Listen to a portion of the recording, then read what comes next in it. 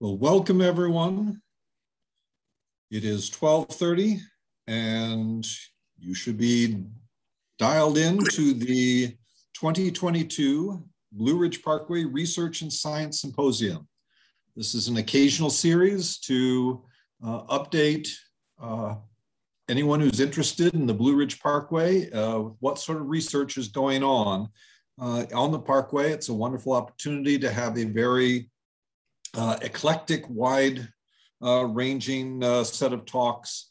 And we look forward to a wonderful afternoon.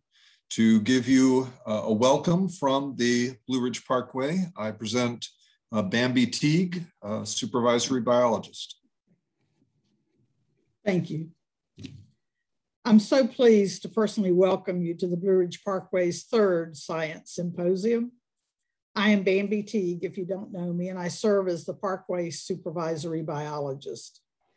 We are here today to showcase some of the scholarly work recently carried out in the park.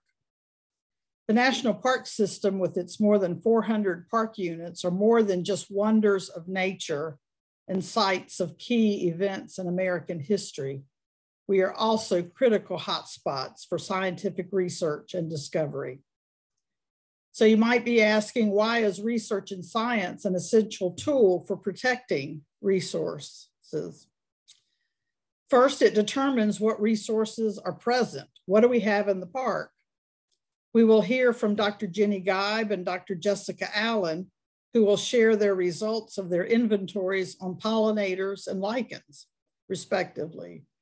What species are new to science? What is new to the Parkway? Are any of them rare? Are any of them being adversely affected? Secondly, science and research provides knowledge and tools for managing these resources. You will hear from Dr. Matt Estap about how the park can use genetics to manage and protect timber rattlesnakes. From Dr. Carola Haas about whether grazing positively or negatively impacts the rare bog turtle. And Dr. J.J. Apodaca, who will share a new technique to identify the presence and absence of bog turtles that is a much more reliable method than poking a stick into the mud. I would ask whether it's more fun. Thirdly, science and research detects changes in the species or the ecosystem functions. NPS employee Evan Raskin and grad student Michelle Fonda will share whether we are experiencing adverse impacts from illegal collection of Galax plants for use in the floral industry. Do we need to provide greater protection? Dr. Brad Johnson will tell us how Linville River has changed its course over eons of time. What a great interpretive story that's going to be.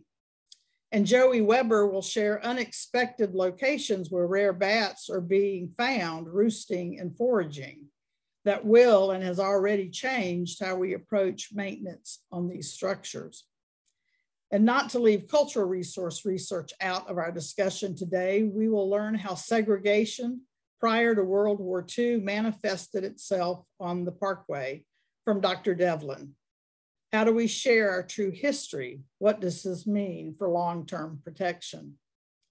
Research focuses on the newest findings to ensure that the Parkway and other land managing agencies remain adaptable, responsive, and cutting edge so that our resources can be managed and protected for the long run. We should all be very proud of where we are today and excited about where we are headed.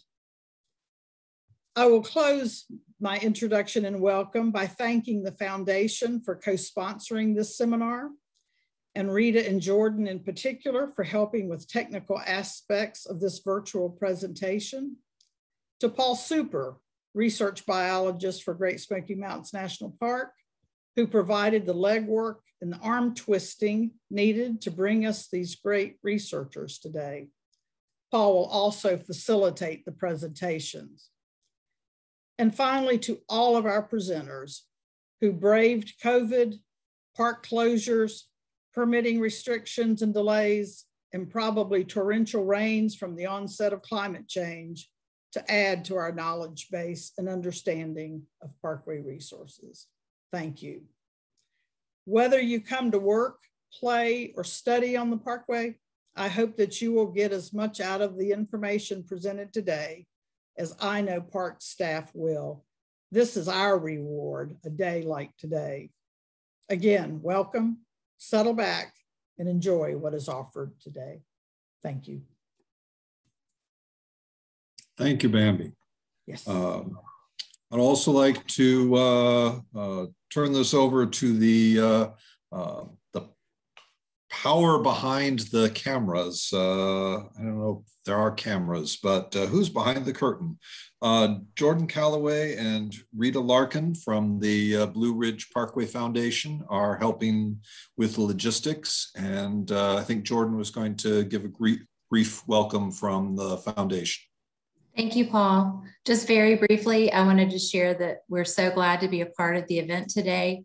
The Blue Ridge Parkway Foundation has been the nonprofit partner of the Blue Ridge Parkway for 25 years now. We were founded in 1997, and we provided over $20 million of support for the Blue Ridge Parkway. And we've also funded research and interpretation programs. So this is critical that we're a part of this today. And I look forward to hearing the programs. We will be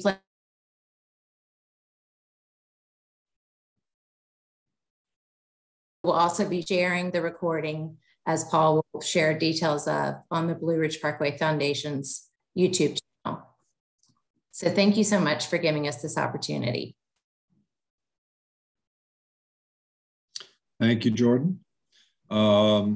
Just to give a brief overview of the logistics of all this, we're going to try to keep to the schedule that we've posted on the Foundation's webpage. Each speaker will have 20 minutes to give their presentation and to answer any questions. So they've been advised to give a few minutes at the end of those 20 for their questions. If you have questions, please type them into the chat and I will read them off as we have time. There will be a break at 2 o'clock. From 2 o'clock until 2:15, so a 15-minute break, and then we will go straight through until just after 4. We will be sending out sometime by the end of this month a follow-up email to anybody who registered that will let you know how to access the presentations that have been recorded. And if there are any questions that we don't get to in the chat, we'll try to keep note of those and see if we can get that information into the follow-up email. I can't promise that, but I will do what we can. And I think that is the basics. And I should also mention that the reason that I am Paul Super, I'm the research coordinator for the Appalachian Highlands Science Learning Center, which is a program of the National Park Service that assists the Blue Ridge Parkway, Great Smoky Mountains National Park, Obed Wild and Scenic River, and Big South Fork National River and Recreation Area, trying to bring more research and more information about the research to these parks and their partners and interested public. So we're excited that we've been invited to help with this program. And some of the research, a little bit of the research I've had a hand in trying to make happen. And I'm trying to do a little bit of the old soft shoe to get us to 12:40. And I'm almost there. Our first speaker will be Brad Johnson from Davidson College, stream capture along the Linville River as a driver of incision and gorge formation. Perfect, thank you. I think we're right on time, so I'll go ahead and jump in here. Share my screen, hopefully. Does that look good? Can people see that? Yes. Okay. Perfect. Right now, I've got the your notes view. Oh, I was hoping it wouldn't do that. Let me reshare. There we go. Thank you for letting me know. Better? Perfect. Perfect. Awesome. I'm really excited to share this today. This is some of the favorite research I've ever done, partially because it's the kind of narrative geology that I fell in love with as an undergraduate and have kind of followed through time. And so I feel kind of honored to get to share this story. We spend much of our time out in the mud and out in the dirt looking at rocks and collecting samples, and this is a much bigger picture than that and kind of fun.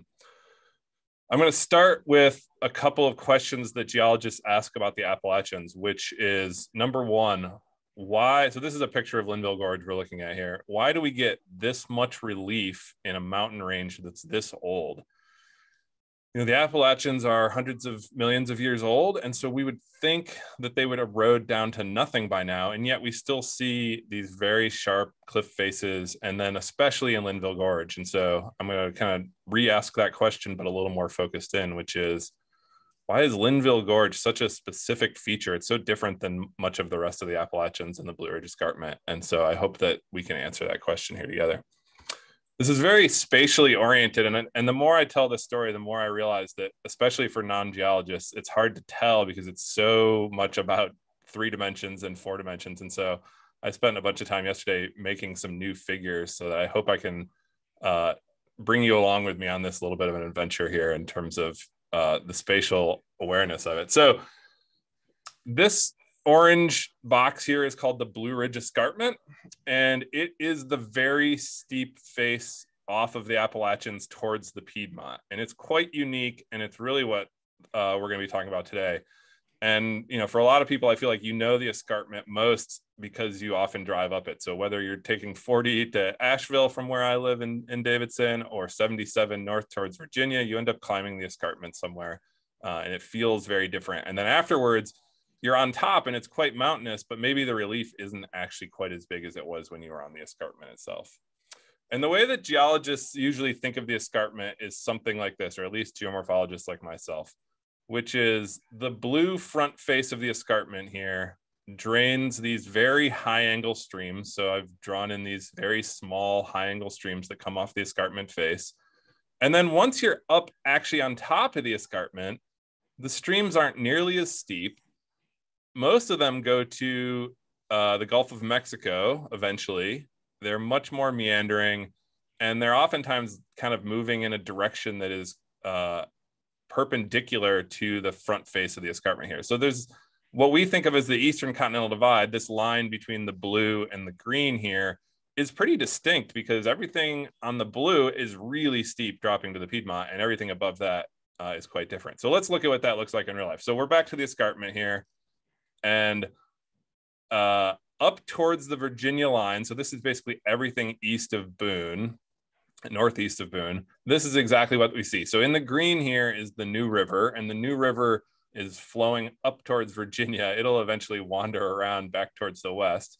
And then everything on the front face here, and what I've highlighted, starts with kind of the Wilson Creek area and moves up towards Deep Gap further to the east. So but huge differences, and it really plays out in exactly the same way as what we saw on the last slide. So very steep on the front face and much shallower angles on the other face.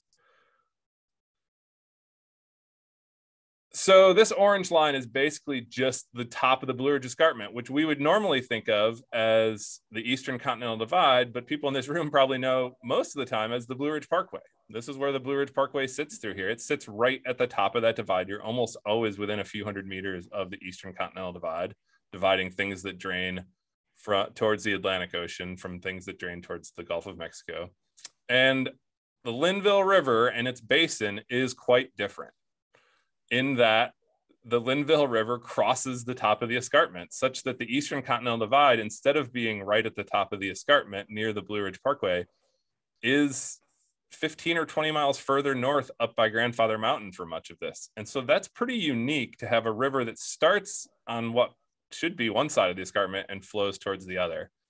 And this didn't really come to my attention until a student brought me this single graph. And this whole project is my COVID baby. When things got ugly in the middle of 2020, I kind of dove into this looking for some normalcy. It was a lot of looking at maps. And so it gave me a lot of time to kind of ponder and develop these ideas, because we couldn't really do field work. We didn't have students in person.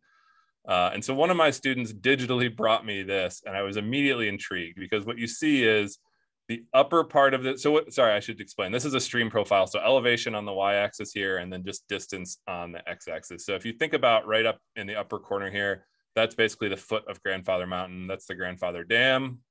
There's a couple other small dams, but the upper Linville River is quite low angle. This is Linville Falls, right at the top of the Blue Ridge Escarpment, and then much, much steeper on the other side. And that got me thinking almost immediately, what a strange river that would actually cross what would normally be the Eastern Continental Divide. And so I started to hypothesize something like this, which is, again, the orange is that top of the escarpment, what would normally be the Eastern Continental Divide. What if the Linville River was just like every other river along here? So further to the east, that's Steel Creek, Upper Creek through here, Wilson Creek's over here, Johns River is that way. All those rivers do what I've drawn here, which is just drain off the escarpment. And then what if the rivers that are above the escarpment do what all the other rivers above the escarpment do, and they just drain to the west towards, this is the North Toe River down here. And it's a pretty good hypothesis, but we're going to need a lot more evidence to start to piece something like that together. And so I did what I did a lot during the pandemic, which is I just started making maps. And in the process of making maps, I mean, much of this research is literally just me staring at maps and trying to sort out possible paths for the river. And so the first thing I know, so let me orient you a little bit on this one before we get too far here. So here's Linville Gorge down at the bottom of the map. Linville Falls is labeled right here. And so if you've been to the Linville Falls Visitor Center, the parking lot actually sits right here. And there's a hike actually that goes up Duggars Creek. So maybe you haven't thought about that as the Duggars Falls, but there's a hike that goes there. In fact, I think that's an unnamed creek that I named Duggars Creek because it's called Duggars Falls there at the parking lot. And so when I looked at this for long enough, a few things started to jump out at me. The first two are over on the west side here, and I'm going to add these little circles, and then I'm going to make them go away again so you can see better. Brushy Creek and 3 Mile Creek are very, very small creeks. Brushy Creek, for most of it in this big canyon, you could easily jump across. It's less than 1 meter or 2 wide. And yet, for a geologist, that seems very strange, because you're telling me that a tiny, tiny little creek that's barely a trickle carved this enormous canyon here. And the same thing with 3 Mile Creek is that is a very small river and even bigger canyon. And so the idea that these little creeks could have carved these big canyons is somewhat hard to believe. And so I found that suspicious immediately. The next thing I thought about was these spots right here. These are very low drainage divides where it would be just as easy really for water to be flowing the opposite direction. So rather than being a drainage divide, what if they're not? And so I started to picture, what if the river started further to the east, flowed across what is now the modern Upper Linville River Valley and out through these? That would give it the power to carve these deep canyons on the other side, and frankly makes a lot more sense than what we see today. And then I started looking at these upper parts. So if you ever go up above Duggars Creek, or actually easier for the parkways, the parkway goes right along Camp Creek through here. You'll notice that the upper portions of these rivers are actually really low gradient streams. And then as they get closer to the parkway, or sorry, past the parkway, this you can drive right through here. As you get right in about this area, it falls off a series of waterfalls coming down into the modern valley. So I started wondering, do these streams over here, are they actually, first thing is, are they higher in elevation than these drainage divides? Because if the hypothesis is they float over there, this needs to be higher in elevation than that. And so I started examining those sorts of things. I also got really lucky because I still wasn't doing field work, which is that Brian Reed in the 1960s did the geologic mapping in here. And hard rock geologists are famous for ignoring all the surface geology. They just care about the bedrock geology. And Brian Reed is an exception, and I'm grateful to him, because what he found over on the west side in 3 Mile Creek Canyon and multiple places along Brushy Creek are, and I'm going to go over here, these yellow blobs, that one, this one, and this one down here. and he mapped those as QG, which means quaternary gravels, which means he was finding river deposits that were much larger than these tiny little creeks could have ever deposited. So now we're moving past, I like drawing lines on maps, but I don't think you guys should be convinced by my ability to draw lines on maps. But when we start finding geologic evidence for large terraces of an ancient river along a very, very small creek, I start getting pretty suspicious about what might be going on over there. This one up here is the most suspicious. It's less than 100 meters from the drainage divide. So the idea that this tiny little creek could have produced enough energy to build a terrace that's that high is suspicious. Now, these, you can go out and see these today. This top one in 3 Mile Canyon is in a farm field that's private property. I've never actually seen this one at the top here because that's also in a gated community. And then this whole area down here has been mined by the Schoolhouse Mine. So you can go find them, but they're pretty disturbed by modern mining operations. So it's a little hard to piece them together. But if you go there, you will find, and I've got one at my desk here. I don't know if you can see me on the inset, but you can find here. I'll slide this over so you can sort of half see me. But yeah, you will find rounded cobbles, the type of rounded cobbles that you only find on stream terraces deposited by water. So pretty convincing. And this is the smallest one. I have one above my head that's about the size of a loaf of bread, and they're kind of everywhere through there. I did some drive-by sampling in the middle of COVID, so I did confirm some of this. These graphs are some of my favorite, but they take a little bit of thinking. So basically what I'm going to do is I'm going to take you back to this diagram, and we're going to look up this river valley such that basically the modern Linville River would be flowing at you. So east is to the right, and we're looking at the profile. And what you see is on the left one, the upper part of Duggars Creek is quite low angle before the waterfalls, and it actually does project almost perfectly to the other side across the valley such that it is downhill, and it works out pretty well in terms of what the gradient would be. Same thing for Camp Creek projecting across the valley to 3 miles. So here's Upper Camp Creek. The modern Camp Creek goes down a series of waterfalls here, but you can actually project the whole thing across to this drainage divide here. And then I put on here these orange blobs, which represent where those big gravel deposits are that indicate a historic river. Okay, so we need one more piece of evidence. And I was talking to some friends on Zoom at that period, and they said, well, what if there's a rock type that only exists to the east side of the river, but you can find pieces of that rock over on the west side? And we got lucky. Here are the cobbles. We got lucky in that quartzite only occurs on the east side of the modern river, and yet there's quartzite cobbles almost exclusively in these to the west. So we actually have pretty solid evidence. Now, since I came to that conclusion, there have been a few questions about how much vein quartz is in there, and we can get into the details of that. But there are probably other sources for quartz. If you want to look at it from a map, this yellow thing is the source of all the quartzite cobbles we see in the area, and the deposits are all these kind of orangey things on the other side. So rocks from here must have been sourced and carried across the modern Linville Valley.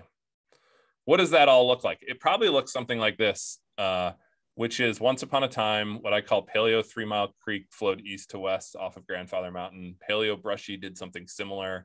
And then we have the Linville River sitting below that. And the Linville River erodes up since it's going off the escarpment. It has this extra potential energy since it's responding to the Piedmont, and it captures this unnamed creek and what is now called Duggars Creek. And then in the next step, we get a little bit more erosion yet again. That captures Camp Creek. So this is what we call stream capture, or sometimes people will call it stream beheading, which always sounds very exciting to me. And eventually we get some drainage reversals in here. And we get what we see today as the modern river with these low divides here and some historic cobbles on the other side. Oh, well.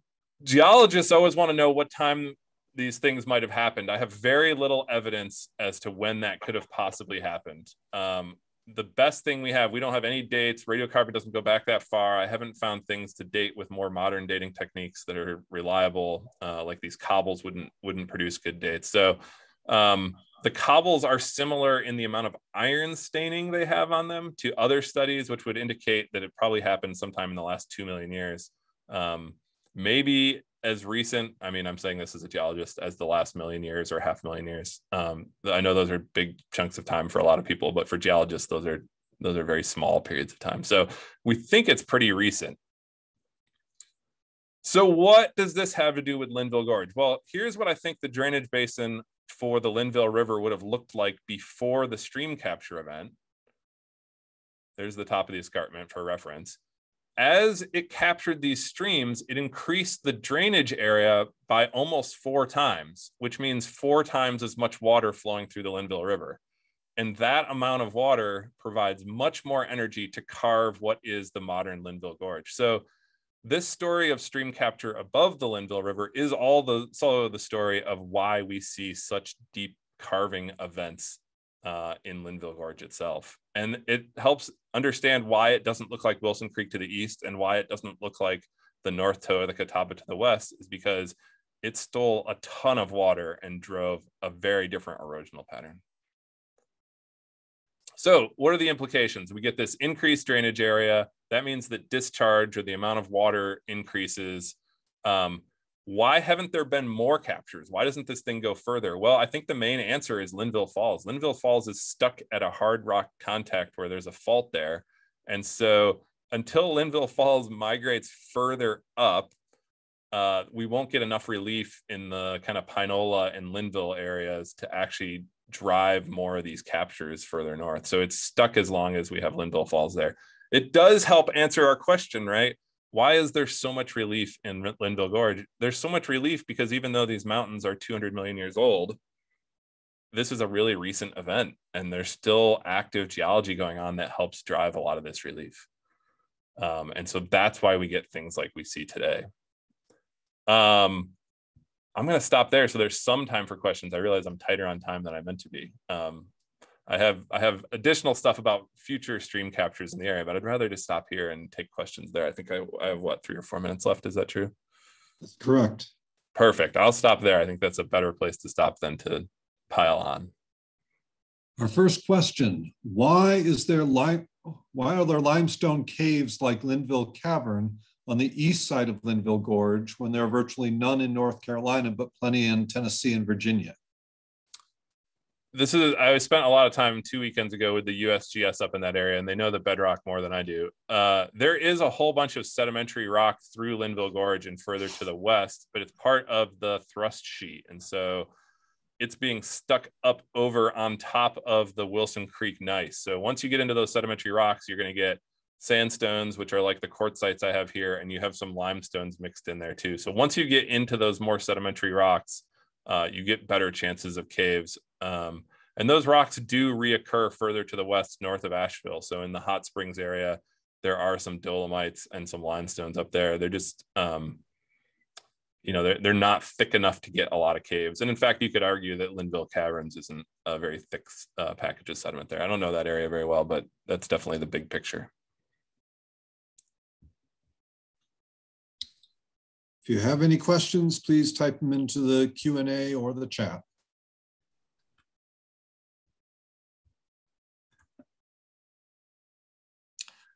Second question, you mentioned that the Appalachians should have less relief based on their age. Are there other features similar to Linville Gorge that drive greater relief in the Appalachians?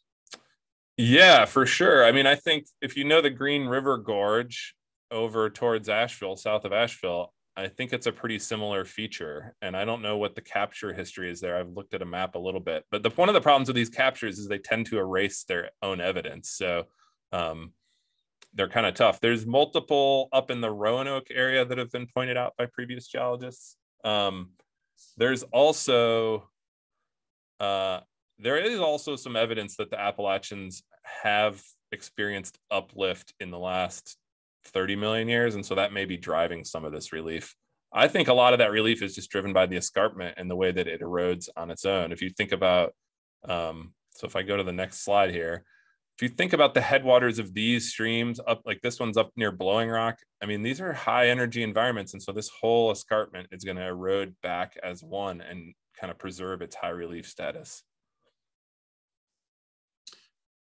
Thank you. That's all the questions we have and all the time we have. And that was wonderful. I greatly appreciate that. Perfect. Thank you.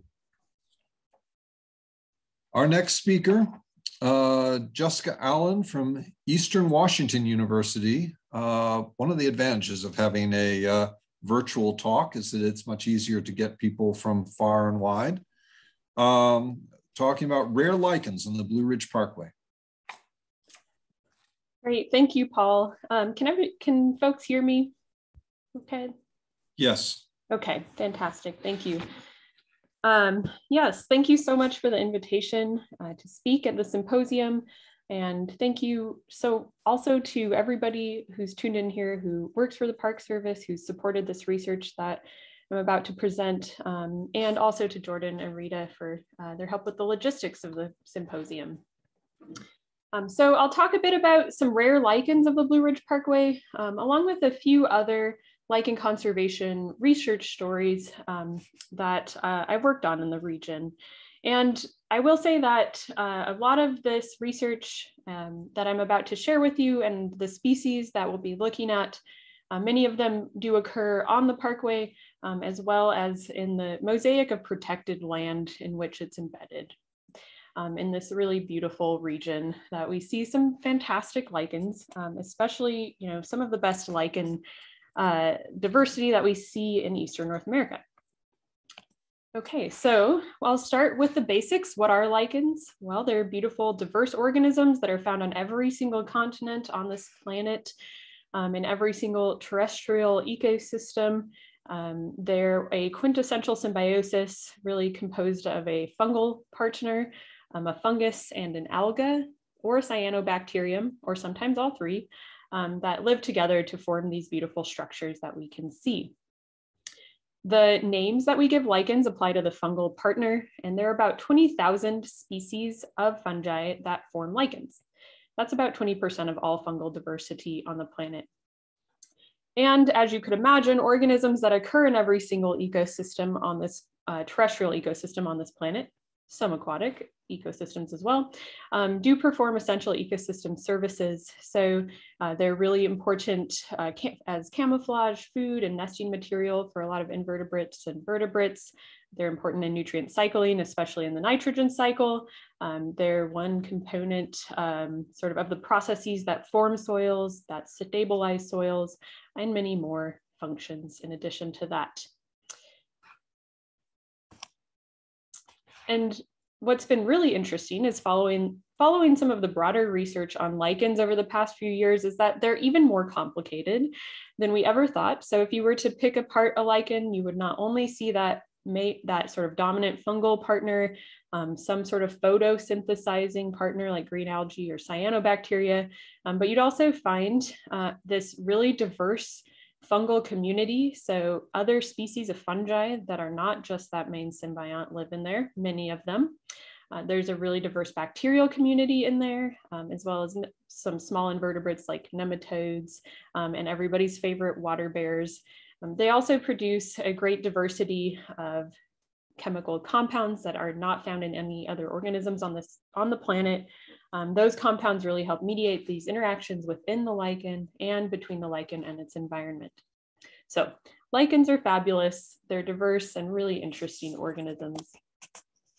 And like most of the biodiversity on our planet right now, they're also threatened. Many species are threatened by various impacts. So they tend to be very sensitive to air pollution. They are really negatively impacted by many anthropogenic sort of landscape level changes. So anything like development, various resource extraction activities.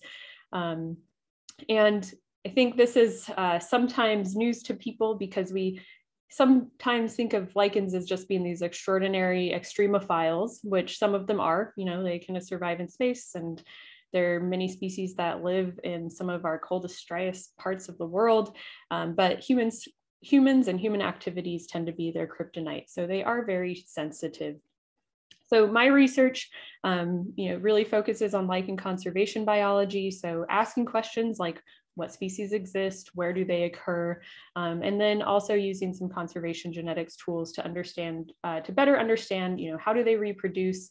This is a very cryptic process for us, and it's a bit tricky to get a handle on. How genetically diverse are they?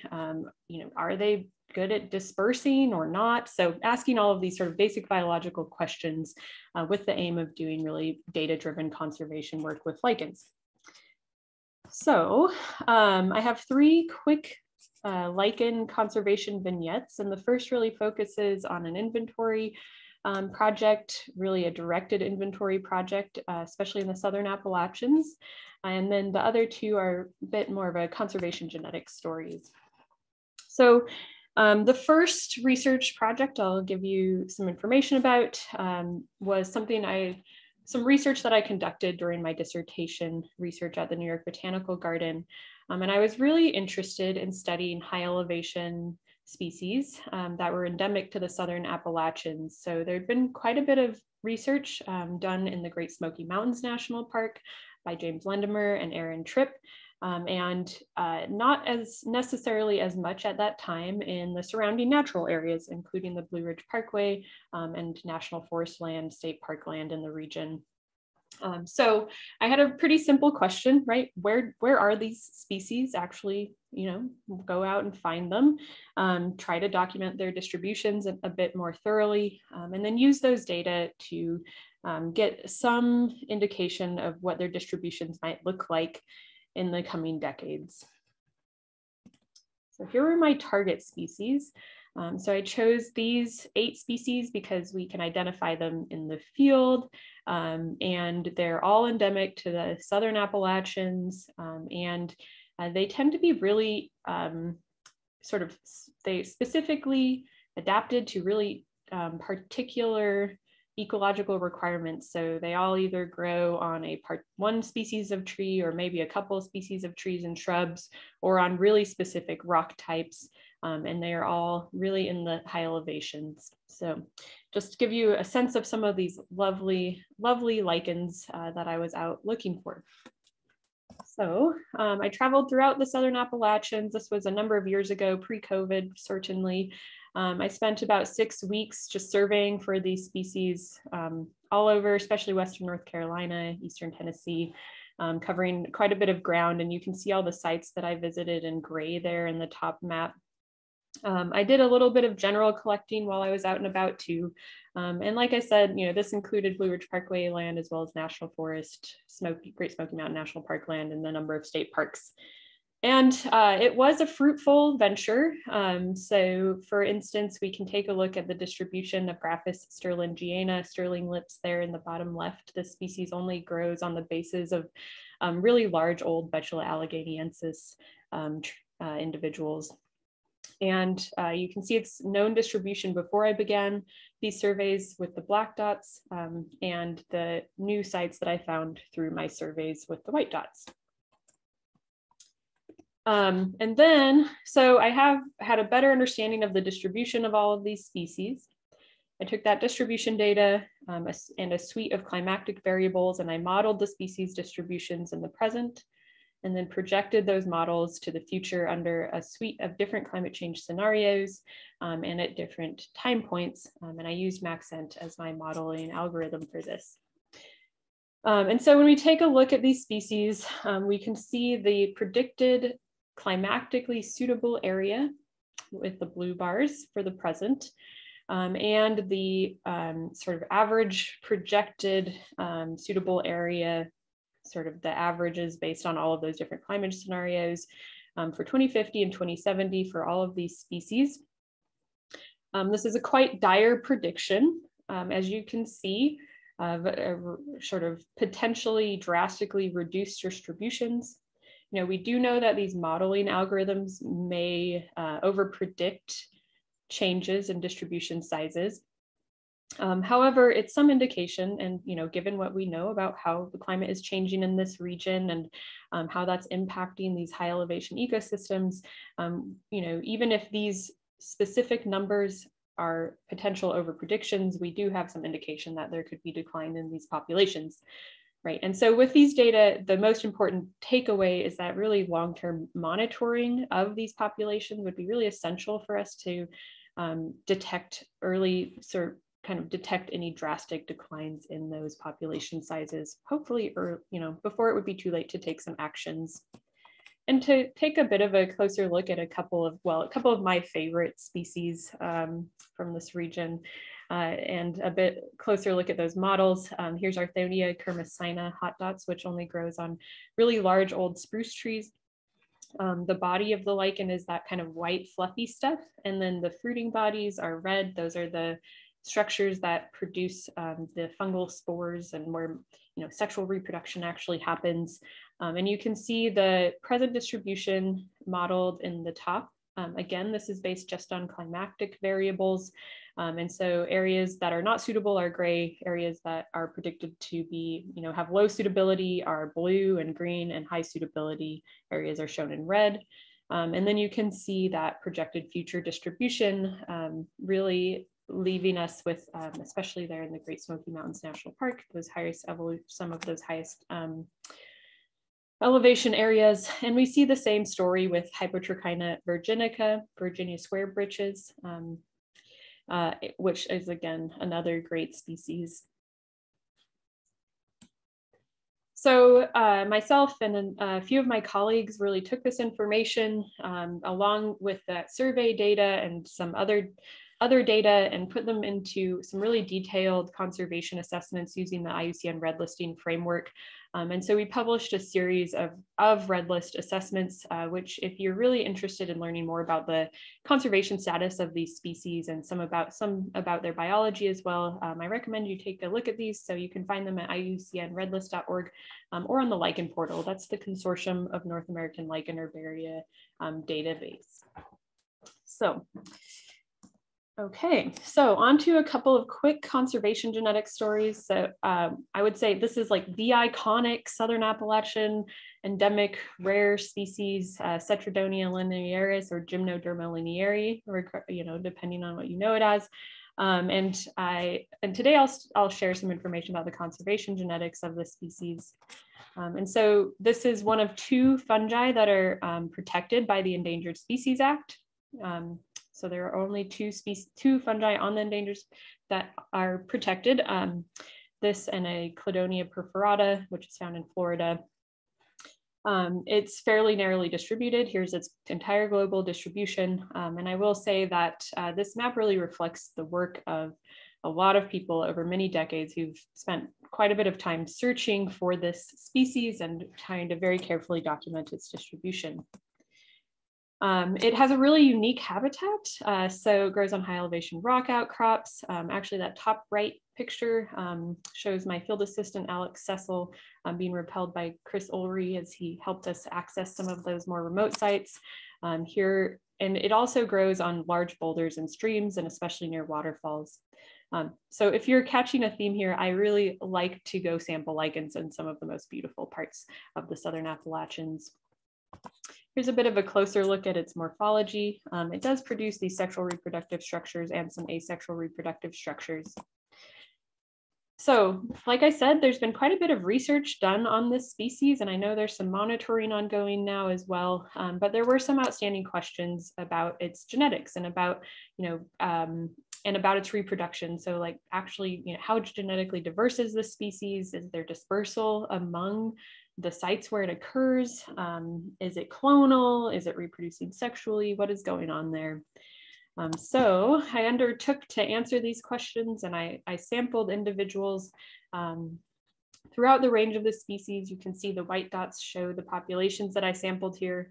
I took 32 individuals using sterile collection methods, and I sequenced the entire genome of all of those individuals.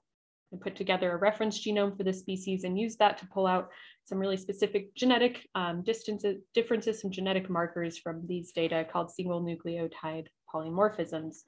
I had a set of 10,000 different single nucleotide polymorphisms that I used to run the analyses that I'll show you next. So first I built sort of like a family tree for all of these individuals, all 32 of these individuals. This is a neighbor joining tree. That's what its sort of technical name. But as you can see, right at the tips of those trees, where the series of letters and numbers are, those each represent a different individual. So all of the individuals from the same sites clustered together, and all of the sites from the same mountain ranges clustered together. So we're seeing some good geographical structure there. I then ran what's an analysis using a program called Instruct that really predicts the kind of belongingness of the proportion of belongingness of each individual to different what are called subpopulations or different genetically distinct groups in the species. So this analysis found 4 genetically distinct groups, and you can see that here each individual belongs mostly to one of these groups, but there's some mixing among them. And we can look at this in a geographic context as well. And so each of these circles of these pie charts represents a different site and the belongingness at each of those sites to each of those genetically distinct groups. So we can see some interesting patterns. So here are the Smokies, mostly teal. The Black Mountains are quite different from the rest of the sites, mostly purple. We have orange for the Balsam Mountains and Roan, and then these more southern Antahela Mountains are dominantly blue, but also quite mixed. So getting some indication that there's some geographic structure with some some minor admixture amongst the sites. So then I used some statistical tests to better understand what kind of variables or factors were shaping the genetics of this species. And I found a really strong geographic structuring to the population. So there's what we call isolation by distance. So the species doesn't seem to be dispersing super well among the sites. And some data I'm not showing here is that each of the different mountain ranges actually are the genetic diversity is really distinct among each of those different sites and each of the mountain ranges. So we have some indication that there's not a ton of what we call gene flow among the different sites, which indicates either sort of a lack of dispersal or establishment. The climatic variables and ecological variables I looked at did not seem to significantly influence the genetic structure of this population of this species. Okay, and I'm running out of time, but I'm just to wrap up a bit here. Some data I also didn't show you is really about the reproductive biology of this species. I didn't find any clones. I did find some evidence for recombination, so some sexual reproduction going on, but not a ton of it. And then again, that really strong geographic structuring there to populations. So just very briefly here, I was really curious to pair that really narrow endemic with a much more widespread species. This is the lungwort lichen, Loberia pulmonaria, which is found on many continents across the world, but it's a really sensitive species. So it's very sensitive to different types of environmental change. It tends to be an old growth, older forest associate. So I used similar techniques. I looked at the genetics of, in this case, both the fungal partner as well as its green algal symbiont, and tried to understand throughout North America, what does this species population structure look like? And what I found, these are all the sites I sampled, and what I found was that the Eastern North American populations are very genetically distinct from the Western North American populations, with just a little bit of admixture between them. And then one of the most important findings here was that the Eastern North American populations were had significantly lower genetic diversity than the Western North American populations. I think there are a lot of reasons that we see this pattern, but part of it is likely due to the more intense sort of human impacts in parts of Eastern North America, and especially poorer air quality, higher nitrogen deposition, things like this. So we're really seeing that legacy of sort of land use in the region. And then one last really cool thing, I then was curious to know if this species, the lungwort lichen, was sharing its symbiont with similar species. This is a pattern we've seen in other lichens, in other systems. And this species, Rickettsolia quercescens, is one of my favorite sort of Eastern North American species. It was actually described by André Michaud, which to me, if a botanist describes a lichen, you know it's a good lichen. And indeed, I found some evidence that they are sharing symbionts.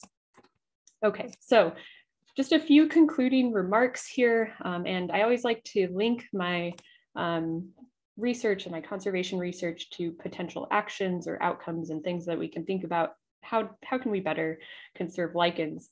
Right, so there's some indication that climate change is a serious threat, that maybe these lichens aren't great dispersers, that we even see some declines in genetic diversity of widespread sensitive species, and that there's this symbiont sharing going on, which is something that we see in a lot of different lichen communities worldwide. And so linking those with actions, the first thing I would say is, regular monitoring is really important. We know this, especially for detecting change as early as possible. I'd say with lichens, in situ conservation is essential. So this is why I just so appreciate the Blue Ridge Parkway, all the national parks in this region, all the national forests where we have these large areas of contiguous protected land.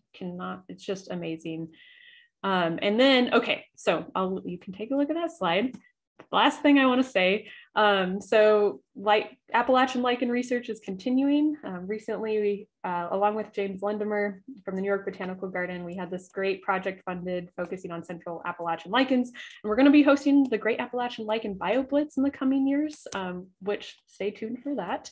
And then, well, thank you so much again. And I think I'm over. Anyways, thank you all so much for everybody who tuned in, everybody who helped support this research, the funding agencies, as well as my collaborators. And I'm happy, I know I'm out of time for questions now, but please, my email address is there. Feel free to reach out if you want to talk about lichens.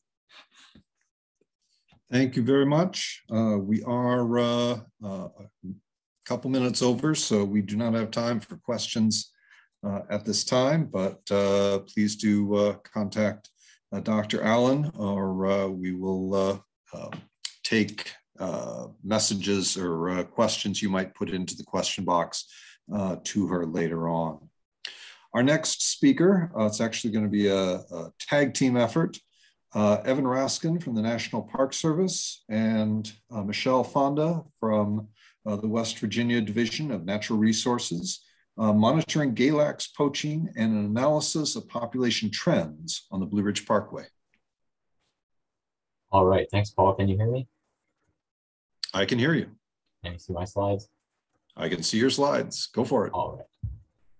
I'm Evan Raskin. I'm the Assistant Data Manager and Biologist with the Appalachian Highlands Inventory and Monitoring Network. And like Paul said, I'm just going to be giving a brief overview of our Galax monitoring on the Blue Ridge Parkway, and I'll try to go through it sort of quickly so that you can get more time to hear about Michelle's analysis.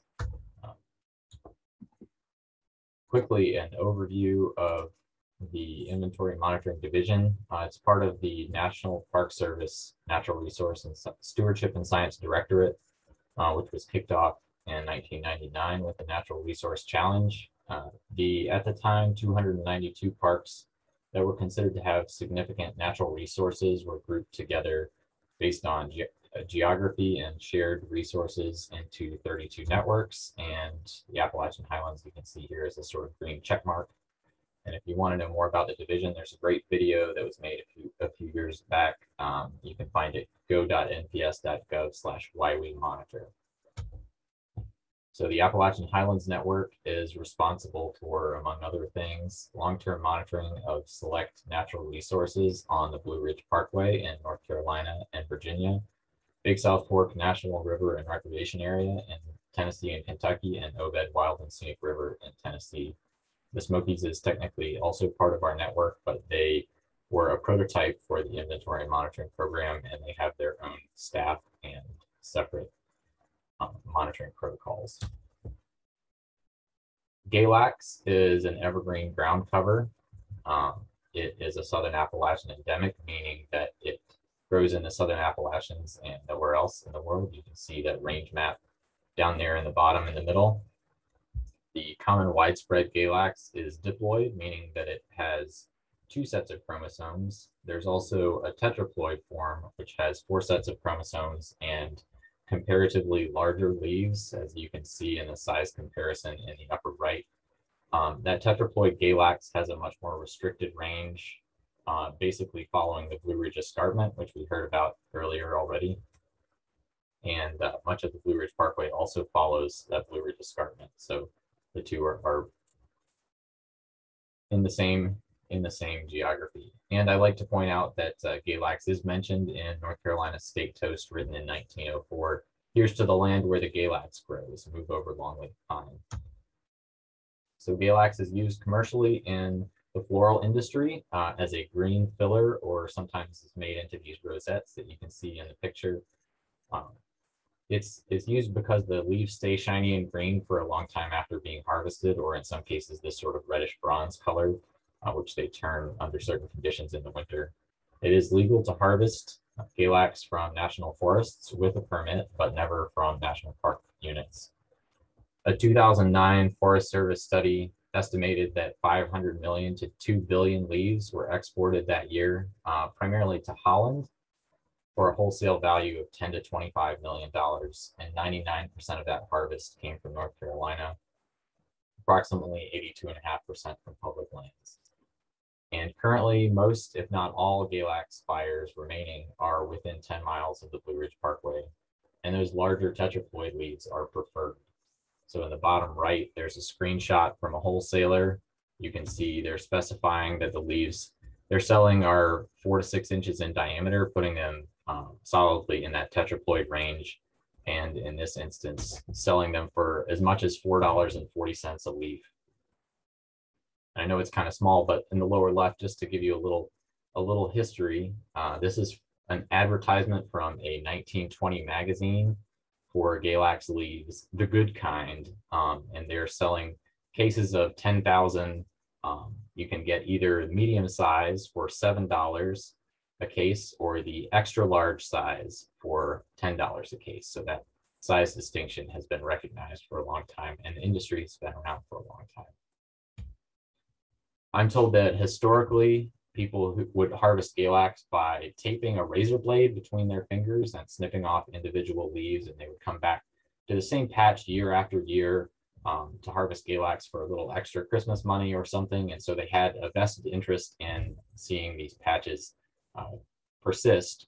Unfortunately, recently we've seen a trend towards more large-scale sort of commercial poaching or harvesting, where entire plants are uprooted, which, as you can imagine, is likely much more damaging to the population's persistence over time.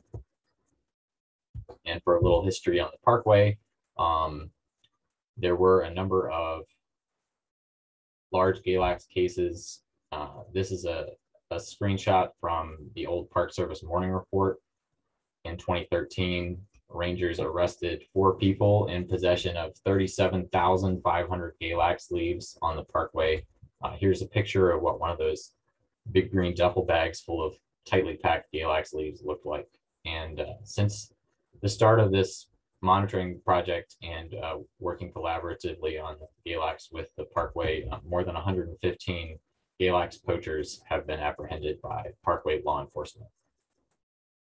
And I'm just going to skip over this quickly, but just to give you an example that it's not going away. So our monitoring, we have 2 parts to the monitoring. We monitor about 50 sites a year.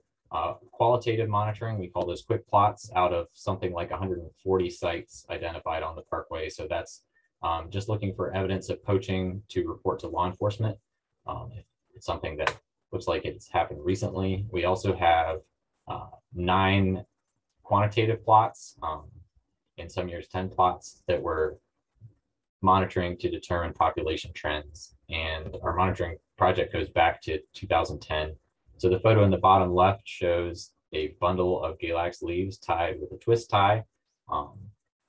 That's the sort of evidence that we would be looking for in our qualitative monitoring, something left behind by poachers. On the right, we have an image of a transect in one of our quantitative plots, and you might be able to make out today's moderator there on the left side of the picture. Paul came out and helped us in the field last week. Thanks again, Paul.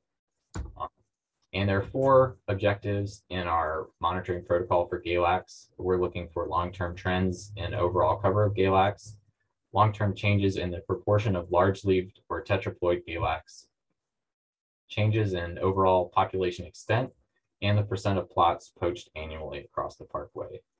And we use those data to produce these sort of simple annual data reports or summaries. But in 2019, Chris Ulrey from the Parkway secured funding for a focused condition assessment to look more in depth at trends, population trends in our GALAX data. And now I'm going to turn it over to Michelle Fonda, who performed those analyses, and hopefully we'll have a little time for questions if there are any questions after Michelle's presentation.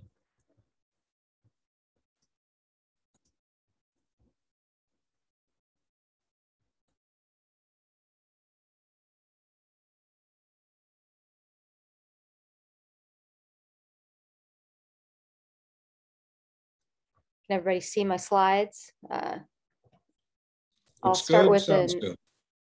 start with an overview of just the structure of this presentation. And I'll be talking today about my a portion of the research that made up my master's thesis work at the University of Georgia, analyzing population trends for GALAX in the Blue Ridge Parkway. So like Evan said, the National Park Service and the APHN are concerned with monitoring exploited plants of the region, including GALAX. And GALAX poaching has been going on the parkway for quite a while. And the NPS is really concerned about the impact that this poaching might be having on these vulnerable plant populations.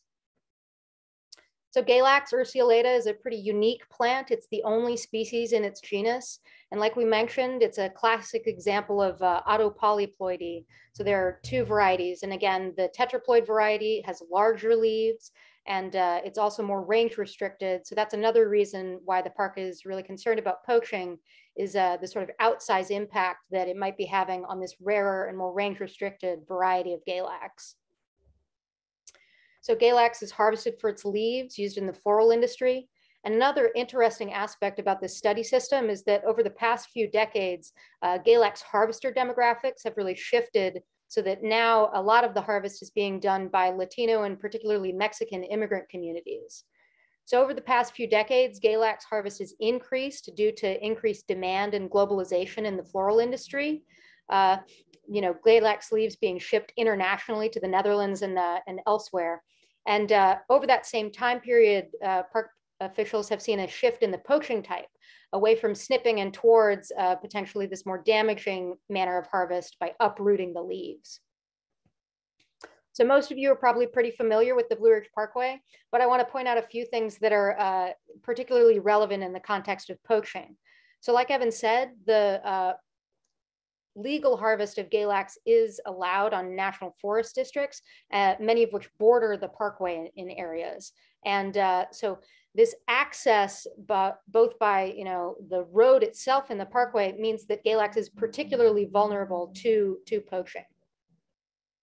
So the objectives of my research were to quantitatively assess the data for GALAX in the Blue Ridge Parkway. And we did that by looking at three different trends: GALAX density or total counts, size structure, the counts of large leaves, again, trying to get at those differences in prevalence between the diploid and the tetraploid variety. And then we also looked at GALAX patch extent. So we were looking for these long-term trends in these GALAX monitoring metrics, whether GALAX is stable, declining, or maybe even increasing. And we also wanted to incorporate poaching type as a variable to see whether these different kinds of poaching are having a differential impact on GALAX. So the data for this project was collected from 8 sites along the Blue Ridge Parkway and 1 site that was located outside of the park on private property. And the sampling for this project took place between 2010 and 2019. So we're dealing with 10 years of monitoring data. To dig into the data structure a little bit more, we had data that was collected at the plot level, transect, and then the point level. So at the plot level, we have the poaching determination based on what kind of evidence was visible at the site. Whether no evidence of snipping, or evidence of uprooting. And then we also have patch extent, which is based on the mean transect length and the length of a fixed baseline.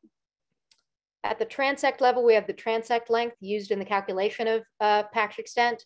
And then at different points along the transect, they made note of whether they hit a GALAX leaf or not, and whether, and if they did hit a GALAX leaf, whether it was a large or small leaf, again, using that cutoff to determine the diploid versus the tetraploid variety. So here are some histograms of our observations.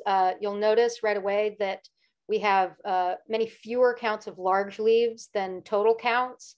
We're also seeing some evidence of overdispersion. So we used a negative binomial distribution in our 2 count models.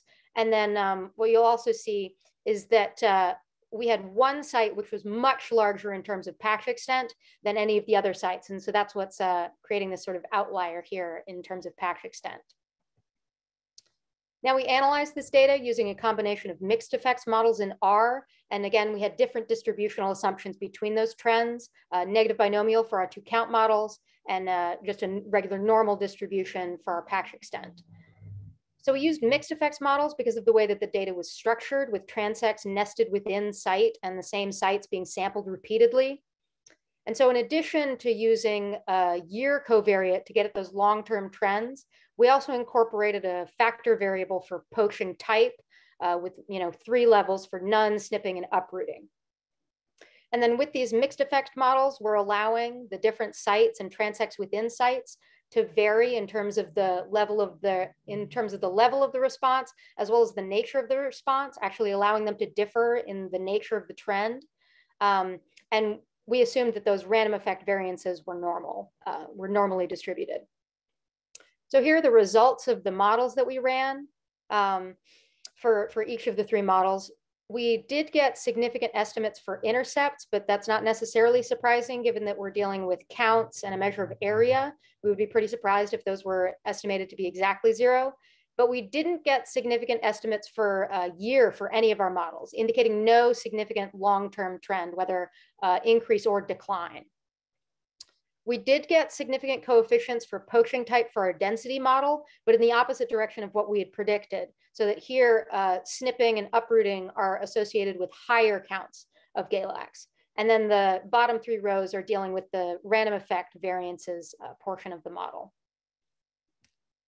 So here's a visual representation of those different model results. And so I've plotted the data observations as points here, and then the model predictions as lines.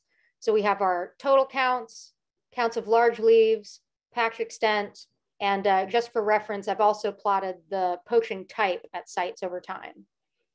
So each of the individual points corresponds to an individual observation. So for our counts, that's a transect level observation of the number of hits of Galax on a particular transect.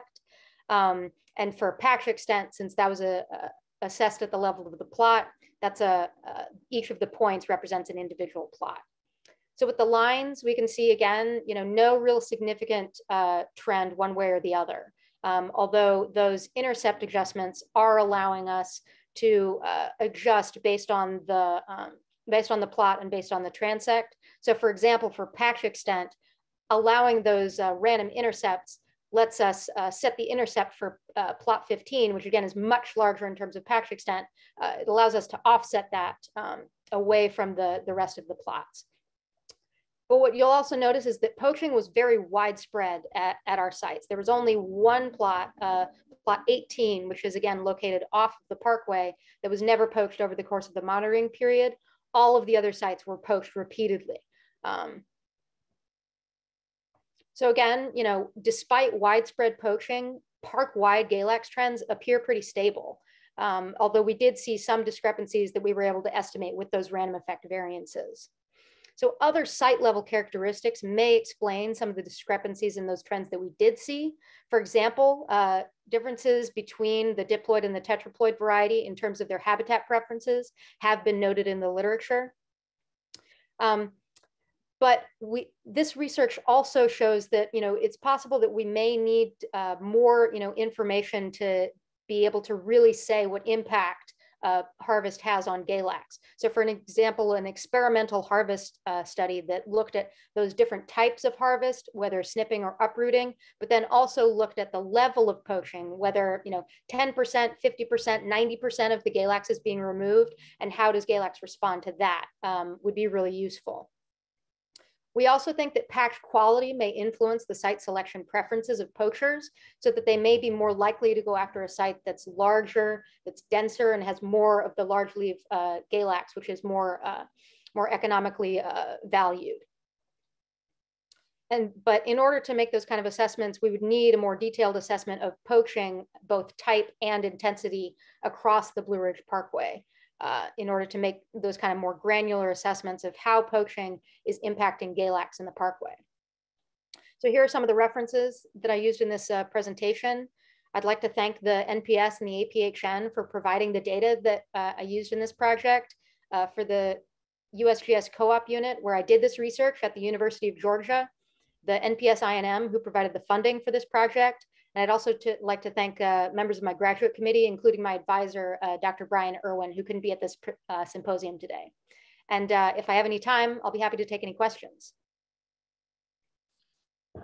Thank you. I think we do not have time for questions. There are no questions in the Q&A at this time, but greatly appreciate your work and your presentation. All right, great, thanks. Our last speaker before the break, Jennifer Geib of Appalachian State University, Pollinators of the Blue Ridge Parkway, Elucidating a Trove of Diversity in the Southern Appalachians. Hey everybody, thanks for joining me. Are you seeing my big slide or are you seeing the notes screen? All looks good. Okay, great. Well, you may all be aware that it's pretty easy to find a lot of motivation to save the bees these days. But many people think that save the bees means honeybees. And though there have been, local colony collapse episodes in the past few decades, honeybees are actually not endangered. They're actually on the increase worldwide as managed beekeeping spreads to places like Asia and Africa. Instead, it's our native pollinators that we should be concerned about. And data is accumulating that suggests decline of native pollinating species. For example, the largest North American study surveyed 8 out of 50 species of bumblebees in the US over 3 years. And half of those species documented had declined significantly from their historical ranges. 2 of those are now federally listed as endangered. This is, of course, problematic because ecosystems need pollinators. A minimum of 75% of flowering plants depend on some kind of animal pollinator for reproduction. Not all are insects, but insects, particularly bees, are often the most efficient and effective pollen movers for many plants. As my collaborator, Paul Super here has said, you can't protect what you don't know you have. This sentiment has motivated further pollinator inventories across the US, sponsored by government agencies and nonprofit groups. Which leads us to the study that I'm here to talk about, the pollinators of the Blue Ridge Parkway.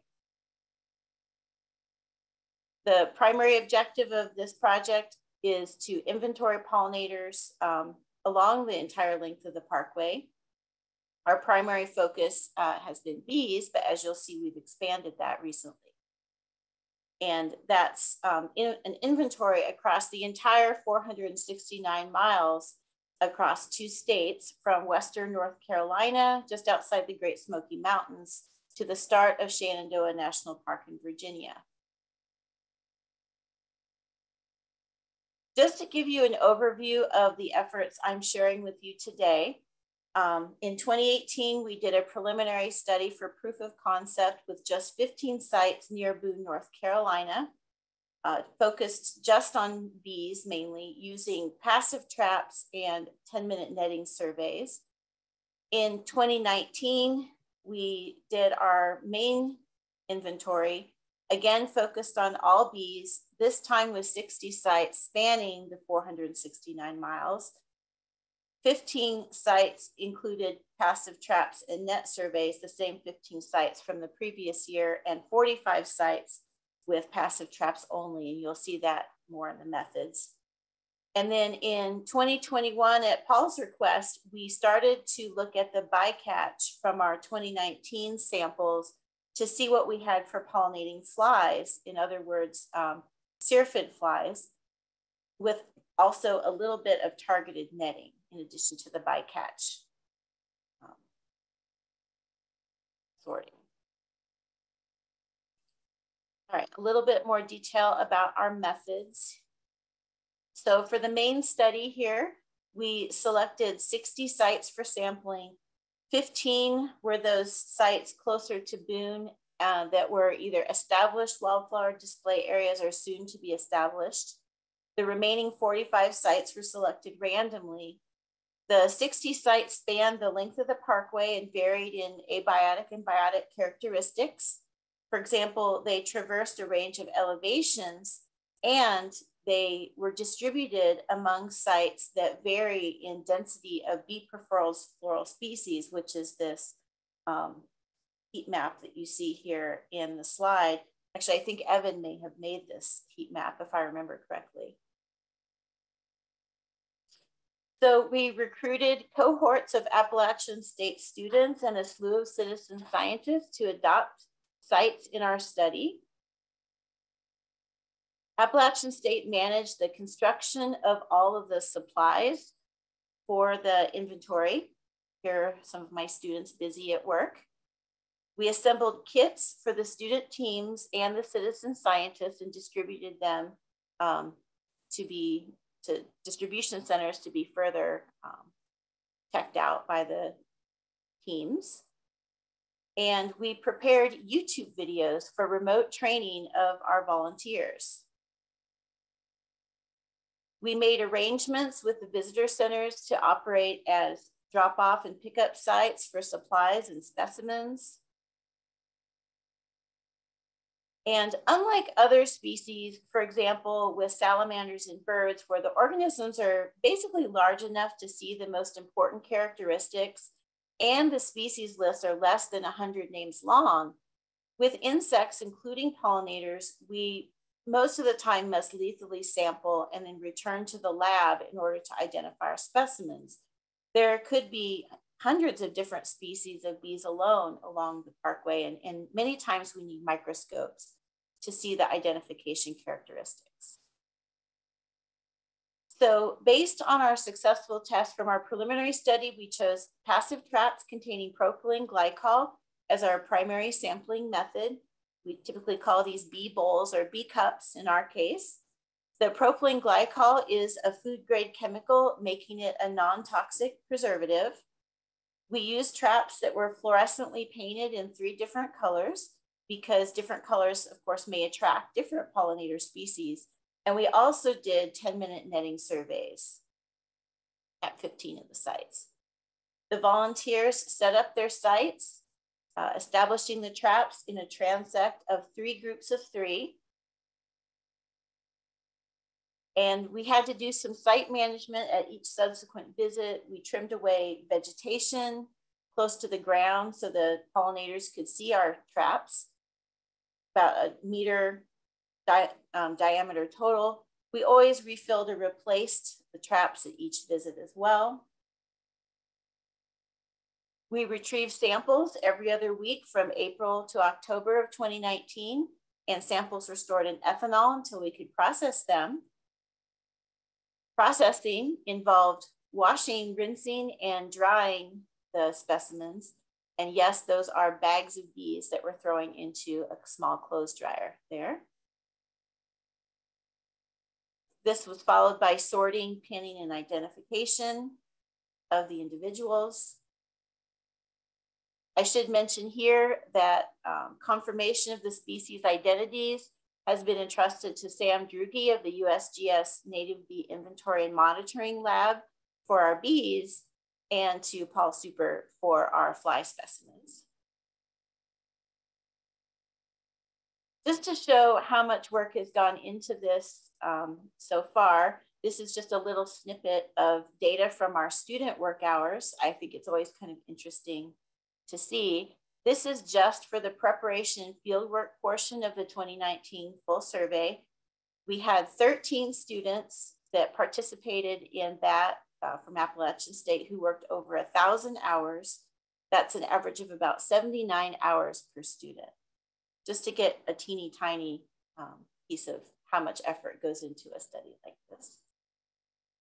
The data that I'm going to share with you is preliminary. We still have about 1,000 specimens with identifications remaining to be confirmed, but I do have a good amount of data that I can share with you that we're pretty certain about. I'll break this up here by taxon. And the first one that I'll take a look at here is bumblebees. So we identified in our samples 12,000 bumblebee species. The mean number of bumblebees that we caught per site was 4.1. This 12 was pretty exciting to us because it was 2 more species than we identified in a 2015 inventory that we did of the parkway, just focused on bumblebees alone. And those two species that we found in addition this time were exciting for us. One was Bombus affinis, the rusty patched bumblebee, which is a federally listed endangered species. It had not been seen in this area since the 1990s, I think the late 1990s. The other bumblebee we found was Bombus pennsylvanicus, which is on the IUCN red list, listed as vulnerable and threatened. I have a number of grad students who have been working on some analyses of these data. Brianna Cook here has been working on some bumblebee data analysis. What we have found with this heat map that she has made here is that there are a few hot spots for bumblebees that we're able to identify right now. I will say that the Boone hotspot in all of these figures actually represents heavier sampling rather than that actually being a hotspot compared to the other sites.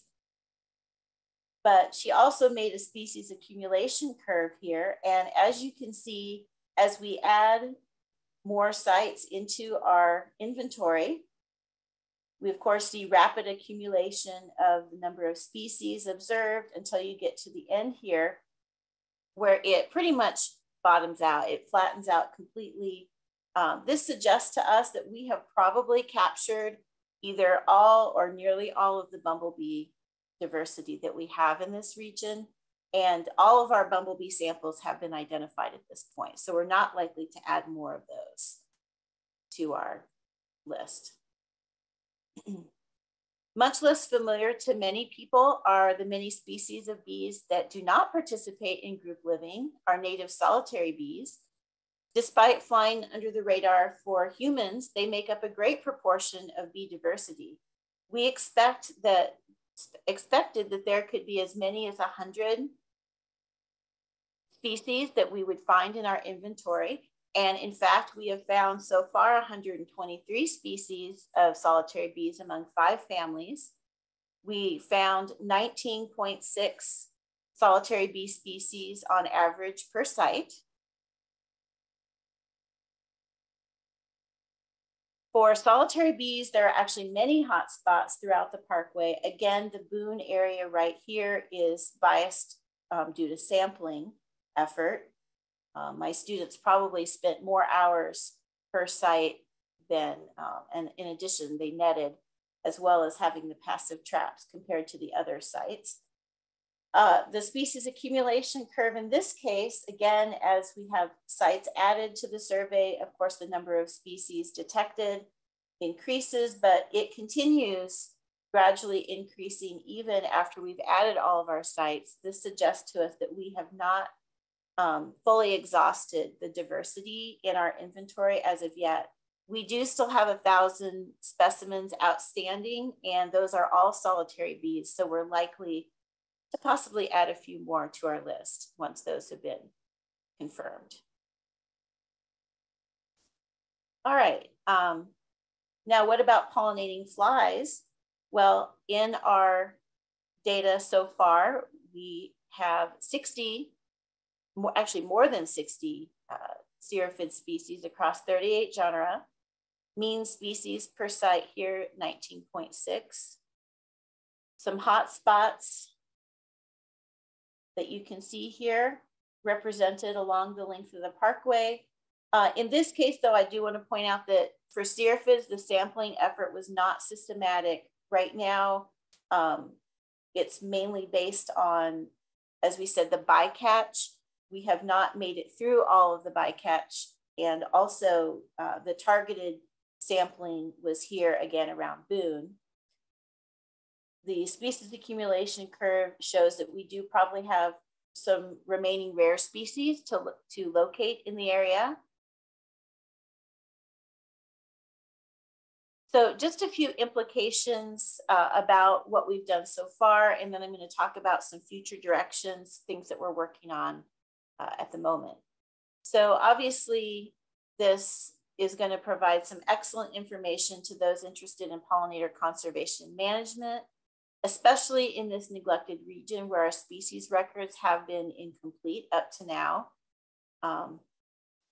This is definitely going to allow us to answer some questions about the biology of the populations once we do some further studies, which you'll see in just a minute.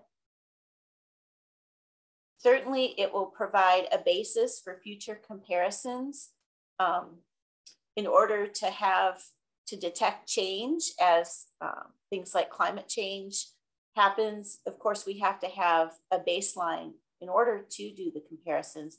And so we hope that our data will provide that baseline for the future. And this data also provides many opportunities for education and outreach, letting folks know what's in their backyards. This is what makes people more motivated to protect the diversity that we have, is actually getting involved in citizen science studies like this and seeing the outcome. So just a little bit about our future plans. We're really interested in doing some interannual comparisons with the 15 sites that we sampled in both years. This is especially because some of the sites are a little different than others. We have some that are established wildflower display areas. We have some that are newly established display areas. Our just very rudimentary basic analysis has shown us so far that, at least with netting, we actually detected more bees overall. More of our samples total were caught in 2018 than 2019. This seems to be a little bit more even if you look at the trap samples. We haven't been able to detect a difference in, basically the newly established wildflower display areas, which are these two sites that I've highlighted with the red box. It's probably just too soon really to see any additional effects from the new floral species that were planted there.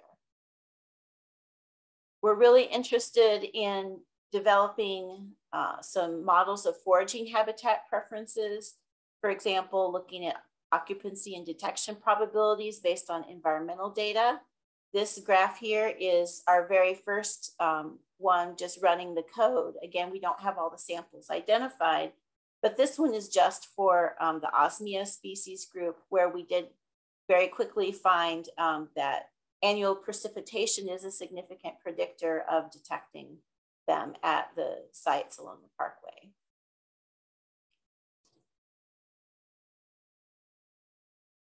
Like many people who presented today, I'm very interested in the population dynamics.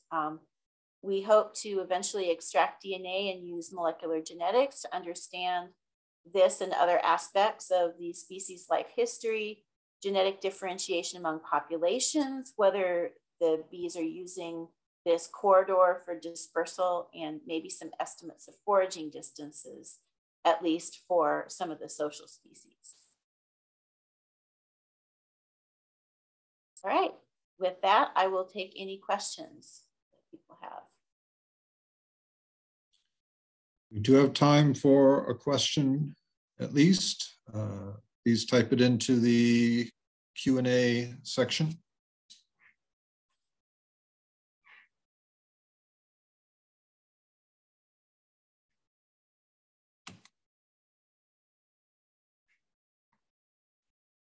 We are about to go into our 15-minute break. Gonna keep stalling to give people a chance to type if anyone is trying to type a question. Otherwise, we will resume at 2:15. And we will hear from a different research partner from Appalachian State University. All right, by my watch and computer, we are at 2 o'clock. And I'm not seeing any questions. So thank you again, Jennifer, and all the rest of our morning presenters. Look forward to show my acknowledgement. So I just realized. Perfect. Thanks to all the people and the funding sources. We'll see you all in 15 minutes at 2:15. Thank you so much.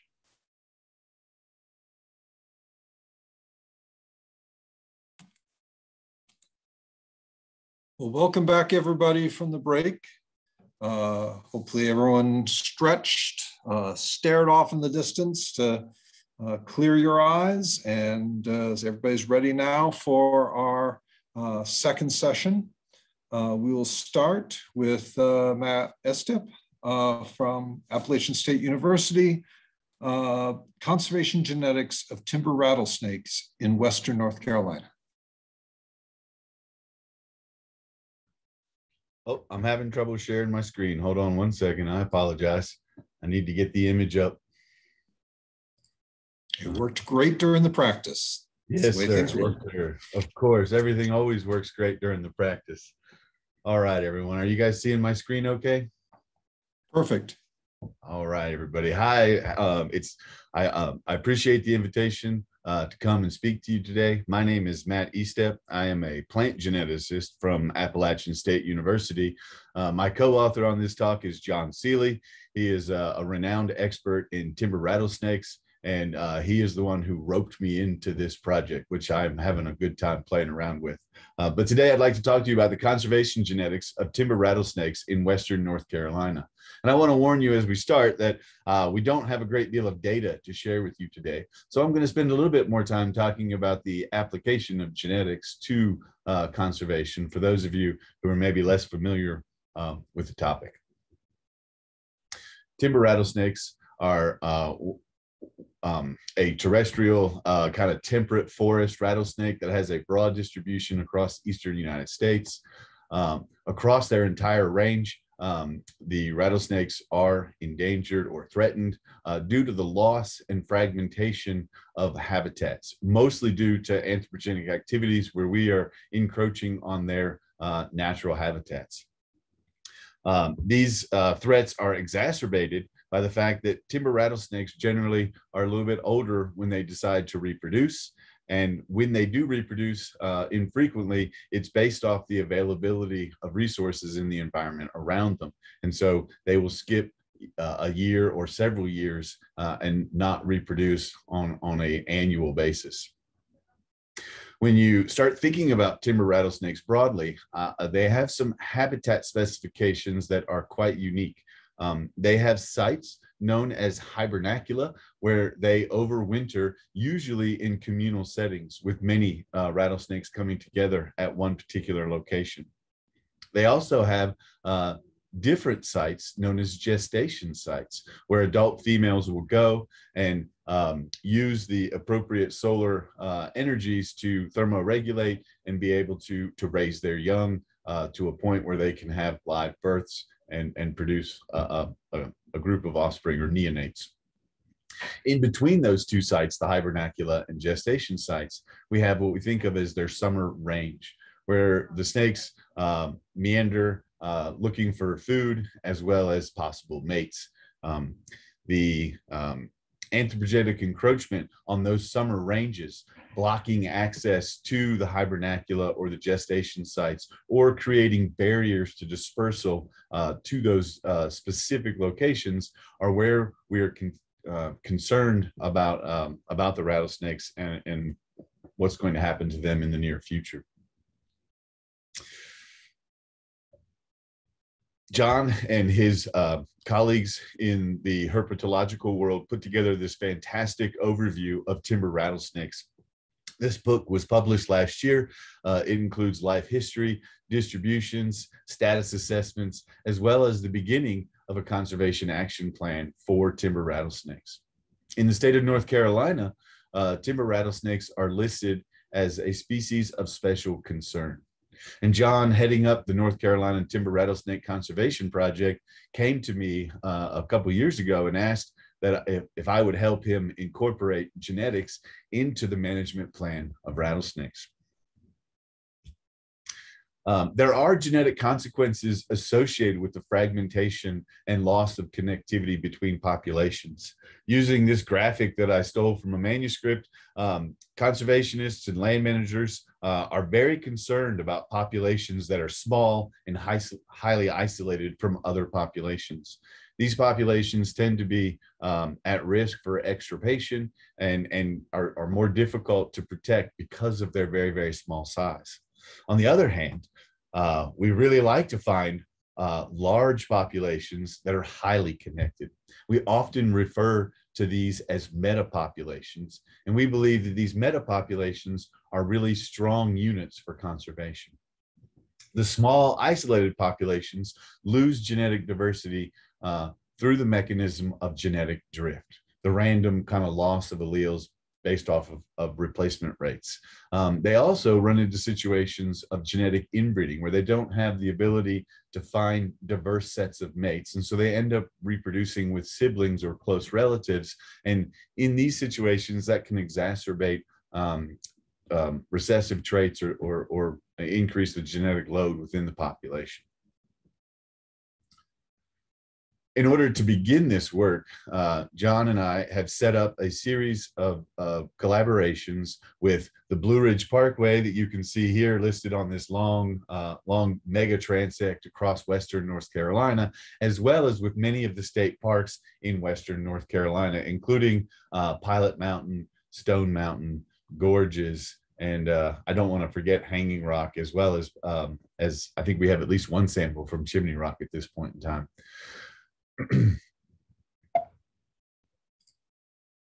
I apologize. So we are attempting to be good conservationists in our collection techniques. So we're trying to use sustainable collection methods. Our preferred collection techniques are to use roadkill animals. So along the Blue Ridge Parkway, accidentally animals get run over on occasion, and we are able to go out and collect those animals thanks to permits from the Blue Ridge Parkway, and use those deceased animals as a source for DNA that we can take and use in our genetic analysis. Actually, I have an email address down here at the bottom, dna@crotalus.org. This is one of John's email addresses. And if you were running up and down the Blue Ridge Parkway and happened to see a roadkill, please don't pick it up, but send a message to John, and we will interact with our network of collaborators to try and get out there and sample that particular site so that those animals that accidentally get destroyed can be useful to science. The second method we're using to collect DNA is from shed skins. And in these situations, John and his colleagues from the North Carolina Wildlife Resource Commission, Jeff Hall and others, go out to some of these very sensitive sites, hibernacula as well as gestation sites, and they identify rattlesnakes and they retrieve shed skins. These are difficult to identify by just a standard person, but experts like John can go out and quickly collect a large number of these sites. And this is a way to collect samples without actually having to interact with the animals or disturb them in any way. The bulk of our samples today are actually coming from shed skins. And I think we're getting up to about 100 samples at this point. John also has a very unique relationship with the North Carolina State Parks. And when they run into situations where they have an animal that is causing trouble, basically interacting with the public in a way that scares the public, they reach out to John, and he goes and collects that animal and attempts to relocate it to a more appropriate location. In that process, he will take some scale clippings. This is kind of a relatively non-invasive approach to getting some DNA tissue from them. And we again can incorporate that into genetic analysis. Now, once the tissue samples, whether they come as roadkill or shed skins, come to the laboratory, my work kind of begins. So I don't often play in the field, although John has drugged me out to a few sites. Rattlesnakes are kind of scary to interact with, so I like to play in the laboratory instead. But the first thing we're going to do is extract DNA from those samples. So we're using a standardized DNA isolation kit.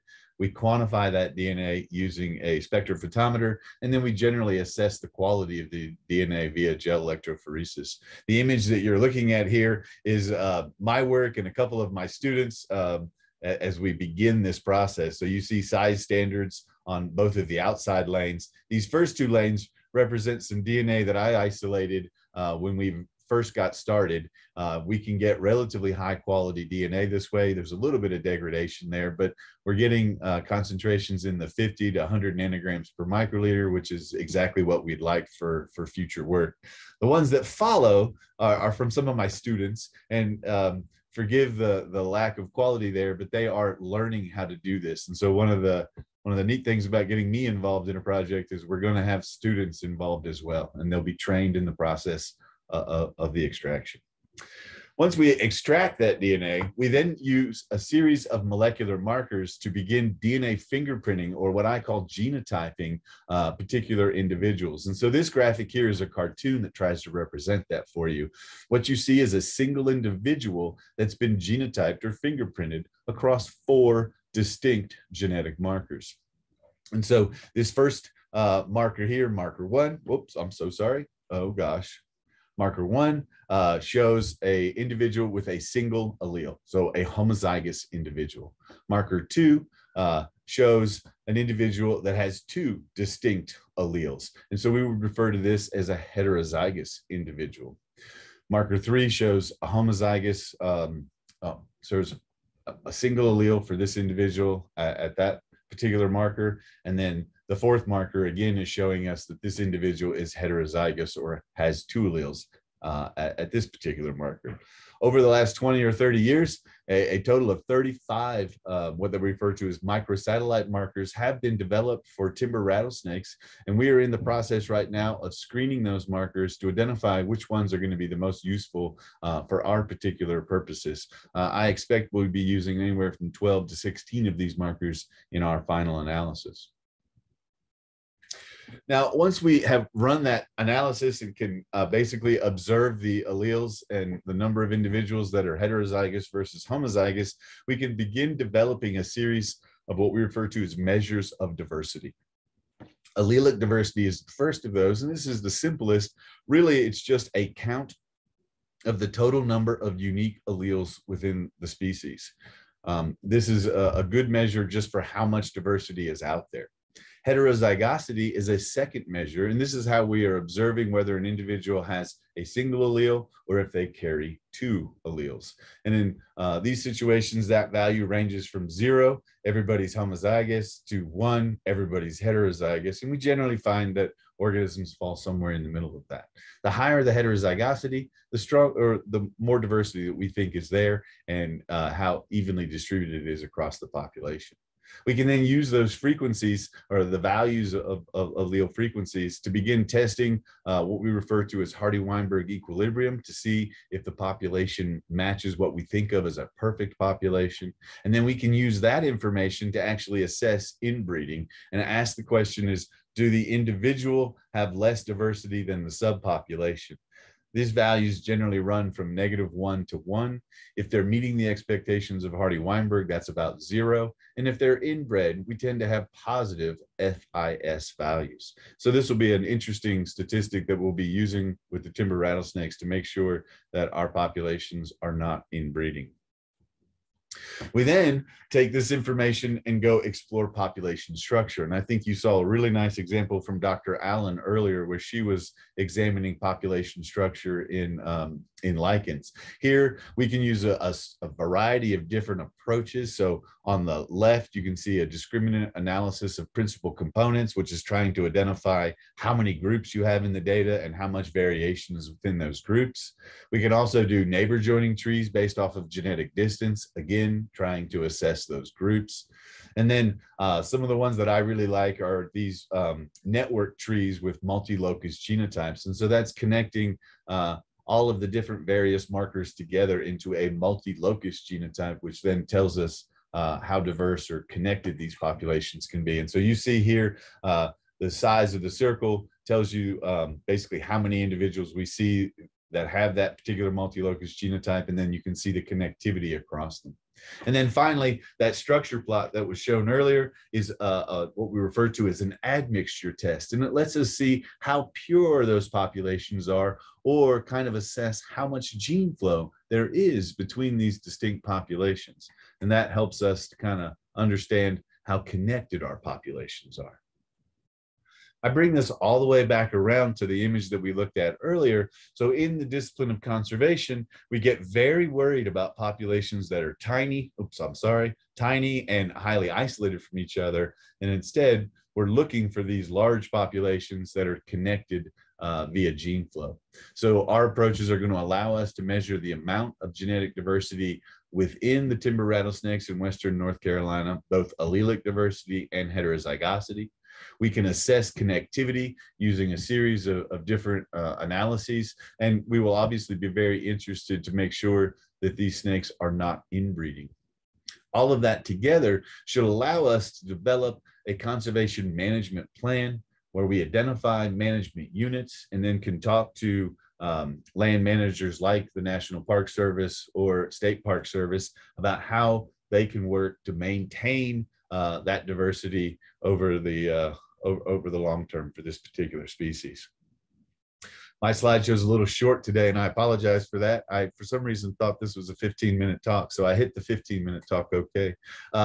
There's a ton of people to acknowledge for this work. This is a massive effort to sample these snakes without actually going and disturbing the animals. Bambi Teague has been instrumental in getting us onto the Blue Ridge Parkway and allowing us to do some of those collections.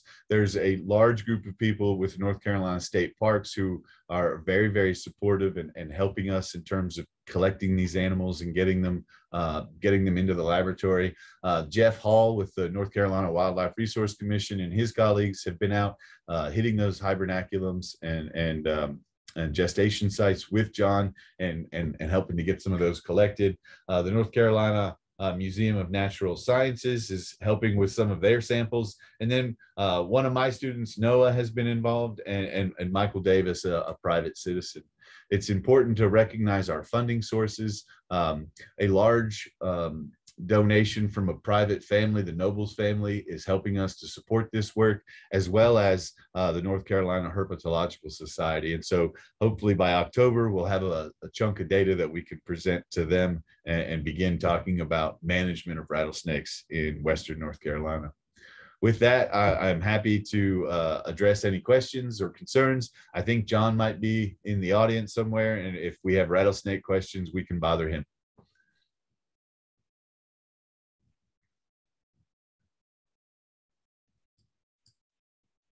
Thank you very much. Our first question, curious about whether preliminary data suggests that the putative subpopulations line up with any observed habitat patches or barriers. That's a really nice question, and one of the ones that we are very interested in trying to address, but we don't have enough preliminary data to even begin at this point. What we're looking for is around 30 individual samples per site. If you looked at those state parks in the parkway and said, hey, if we could come up with 120 samples, I think we could begin asking some of those questions. I apologize, but I think you're going to have to wait until next time they offer this symposium, in which case I promise to come back and answer that question. Very good. If anyone else has any questions, put them in the Q&A or the chat. Dr. Haas thanks you for your response. I will say, oh, another question here. How will climate change affect rattlesnakes? That is another wonderful question, and I think adversely. The hibernacula, and even more so those gestation sites, are really environmentally controlled incubators. Thinking about that the gestation site, I apologize. They have to thermoregulate those to just the right temperature to develop at an appropriate rate. And so climate change may have a distinct impact on the choice of hibernacula, as well as the loss of those habitats through development. All right, well, thank you so much.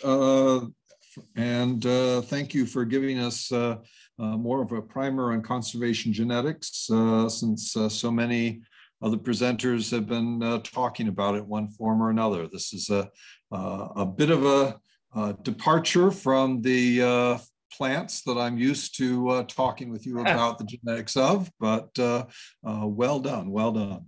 I am a plant geneticist, and if it wasn't for John, I'm not sure I'd be involved. But John and I went to graduate school together, and I assume I'm the only geneticist he knows, and so he reached out, and I jumped on the opportunity because I'm deeply involved in the conservation of biodiversity in Western North Carolina. Very good. Our next speaker, keeping with the reptile theme at least, Carola Haas of Virginia Tech University, bog turtle research over 30 years, hydrology, grazing, and habitat quality.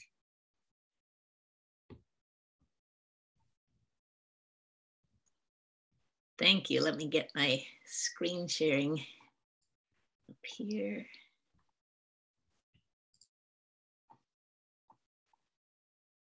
Let's see.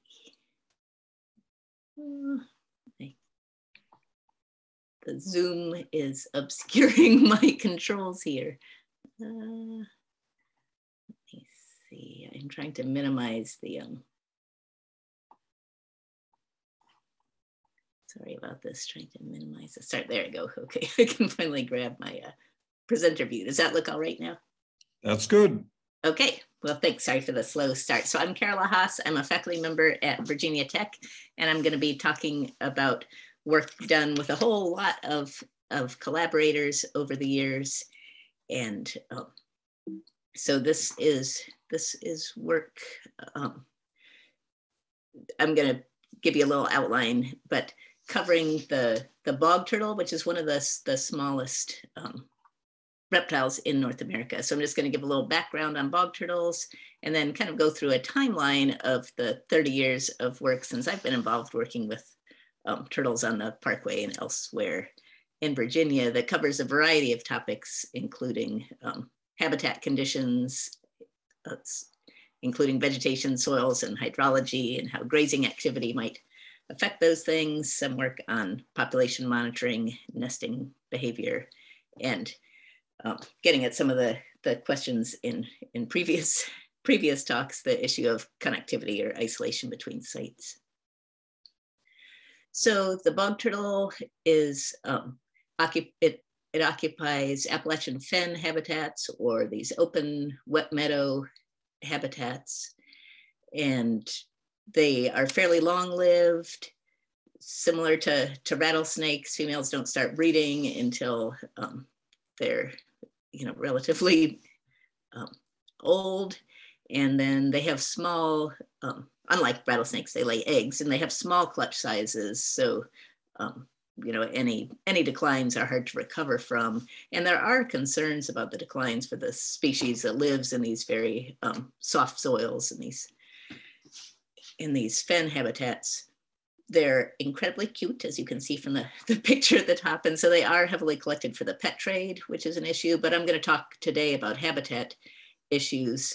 And there are lots of concerns about habitat loss and degradation. And even on protected sites such as Parkway land, there can still be agricultural ditching and draining, as shown in the picture at the bottom. Water tables might be dropping for a variety of reasons, and the issues with grazing, both that may be positive or negative for bog turtles, can are things that we've wanted to look into. So I started at Virginia Tech in '93, and I think Tom Davis, who's based out of the Rocky Knob office of the Parkway, started in '94. And there were folks that had been working on bog turtles previously, notably Joe Mitchell and Kurt Buellman. And so soon after our arrival, Joe brought us out to look at some sites on the Parkway in areas where, again, before my arrival, there had been some restoration work trying to plug old ditches and get the water table to raise back up in some of these formerly wetland sites. And they were also concerned about connectivity. And not only were they concerned about degradation or protection of particular sites, but wondering if turtles existed in these metapopulations or interacted across these little wetland patches, that just protecting a single site wouldn't be enough, but protecting the stream corridors between them might be really important. So the first project that I had was funded by what was then called the Virginia Department of Game and Inland Fisheries, with federal funds through Section 6, to investigate habitat preferences of bog turtles and to investigate this question of connectivity and movement. And so we found that turtles used both the really open wet meadow and bulrush habitats, but also the alders and the alder edge. So those shrub swamp habitats were also really highly preferred for bog turtles, especially overwintering. And my first student on that project, Sean Carter, had radios on a number of turtles and found that most of them moved extremely short distances. They stayed, often within 20 meters of their initial capture point. But we did have several turtles that moved several hundred meters between sites, even within a season. And we actually saw one movement of over 300 meters in a day, and over 2.5 kilometers total. And interestingly, we never saw them in the streams. They seem to avoid the stream corridors, although in later years, we've seen them use streams during droughts. So, oops, I've lost my mouse here. Okay, there we go. So the next project that we did was a project that was funded by the National Park Service, trying to get at this question of the effects of livestock grazing, because there was concern, some bog turtle folks were big advocates of cattle providing benefits by sort of churning up the soil and keeping it muddy and creating these open hoofprint pockets of water and keeping vegetation low, so there's more sunshine for basking and warming nests.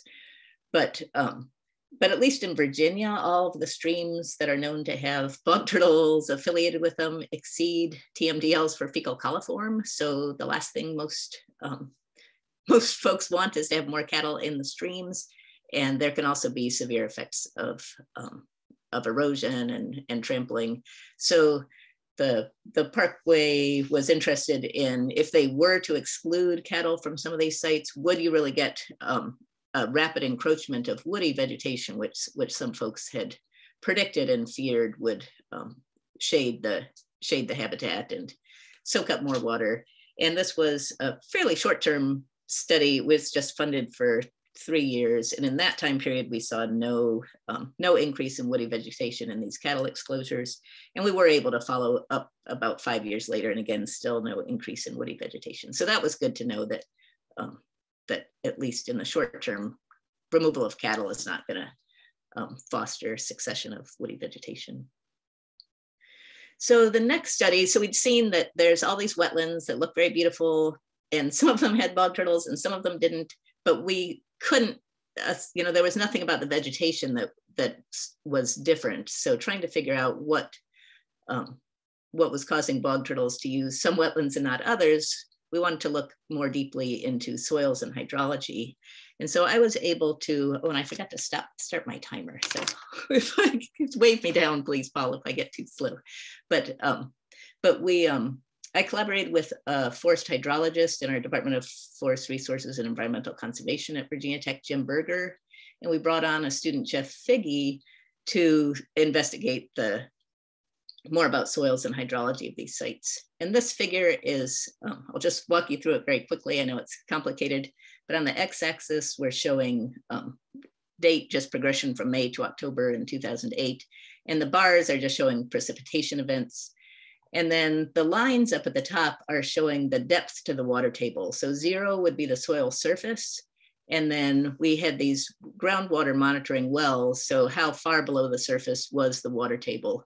And because bog turtles use these really saturated sites, they almost swim through the mud. So they need these really highly saturated soils. So a high water table is really important to bog turtles. And what you can see is that the black filled squares are sites that were not occupied by bog turtles. And so these tend to get drier, especially late in the summer where there's very little precipitation. So these sites where the water table dropped below 40 or 50 centimeters were never occupied by bog turtles. And the two top lines are sites where either we knew that bog turtles nested, or at least we had documented bog turtles, so they were at least transiently present. And those sites with open dots were much less variable in terms of water table depth, and they stayed in general much higher. So we learned from that the hydrology was probably what was determining occupancy of these sites. At the same time as Jeff Figge was working, I had another student, Nikisha Danielle Bridgers, and she spent a lot of time at the Rocky Knob office because she was using a portable ultrasound machine to see when turtles began to be carrying eggs in the season. So I know she got a lot of support from Tom Davis and folks there.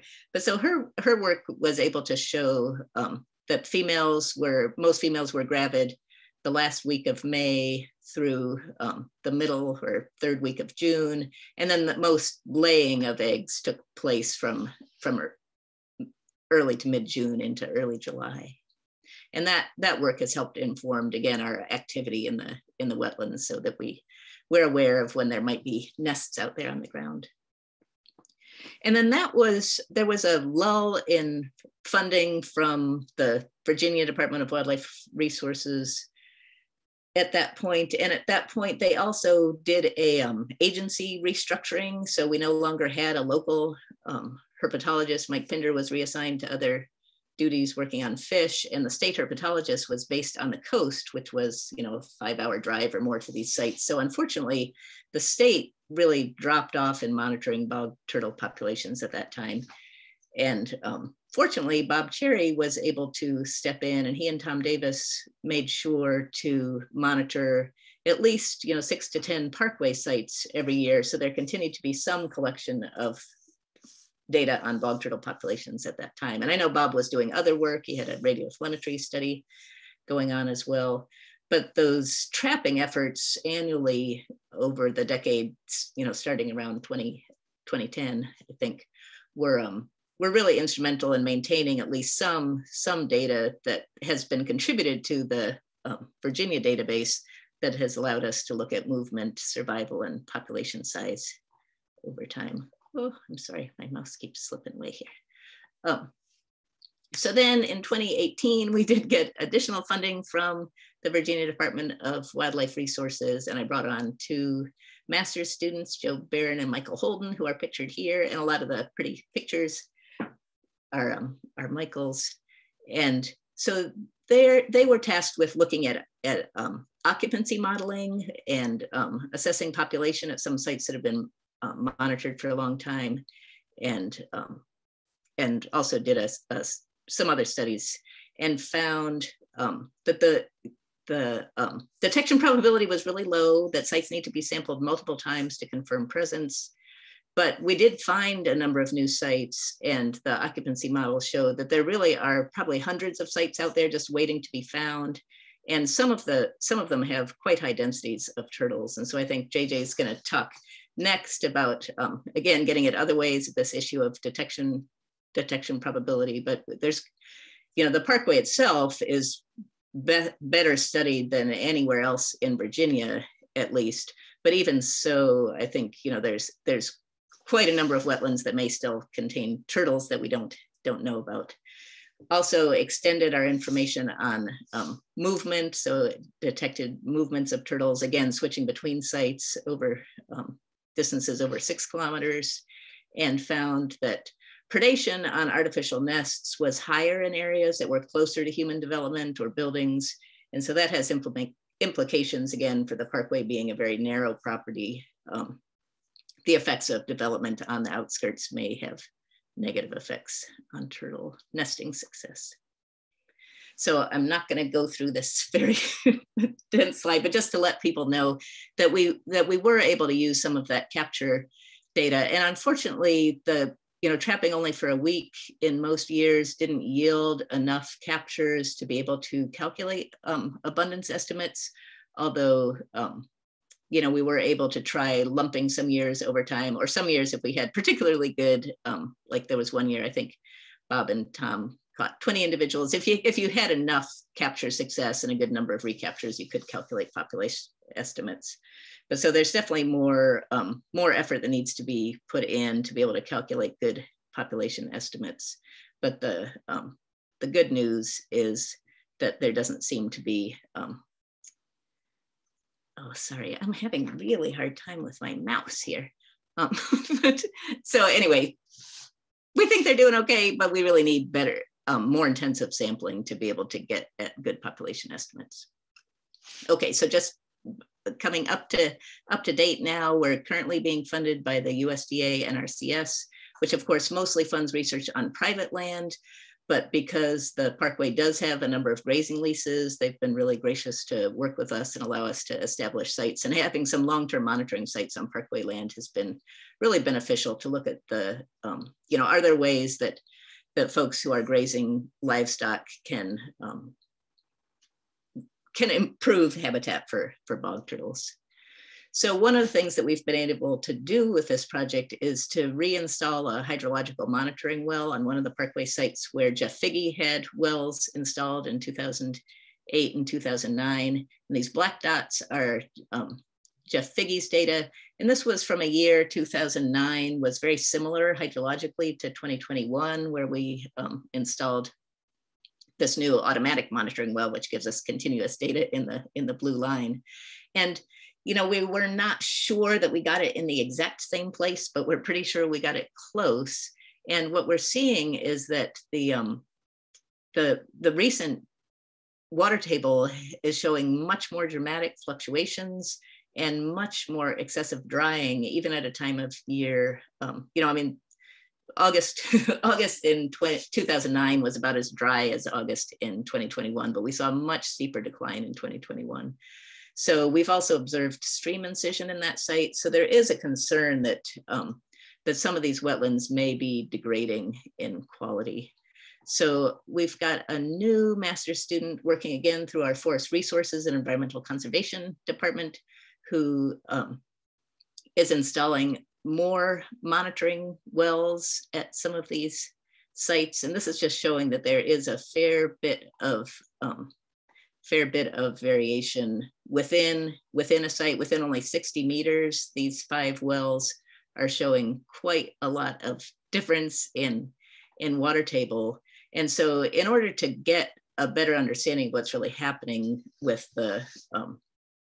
these areas of upwelling, because these bog turtle wetlands are all spring fed, there's these seepage areas. And so this graduate student, Ryan Moore, who's working with Daniel McLaughlin in Forest Resources, is working to intensively map a few sites where he can really try to understand the extent of these seepage areas. And it's impossible to install enough wells to get that level of detail. So he's looking at thermal profiles. Of course, groundwater in the winter will be warmer and in the summer cooler than surface water. So using thermal and chemical signatures to try to understand the extent of these seepage areas and relate them both to turtle movement and abundance. So he's curious if wetlands with larger areas of these upwellings actually can support more turtles, and putting radios on turtles to, again, understand how they're using these different parts of the wetland over the course of the season.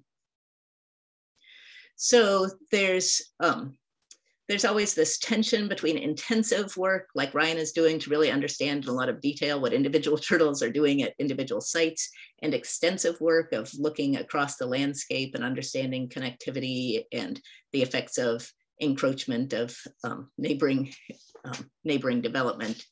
So there's a lot of work still needs to be done in both areas. And, we assume that bog turtles probably always existed as part of metapopulations, that they, these wetlands were probably always patchy, but they probably always moved to and from these different patches to access different resources, or as habitat quality declined and improved.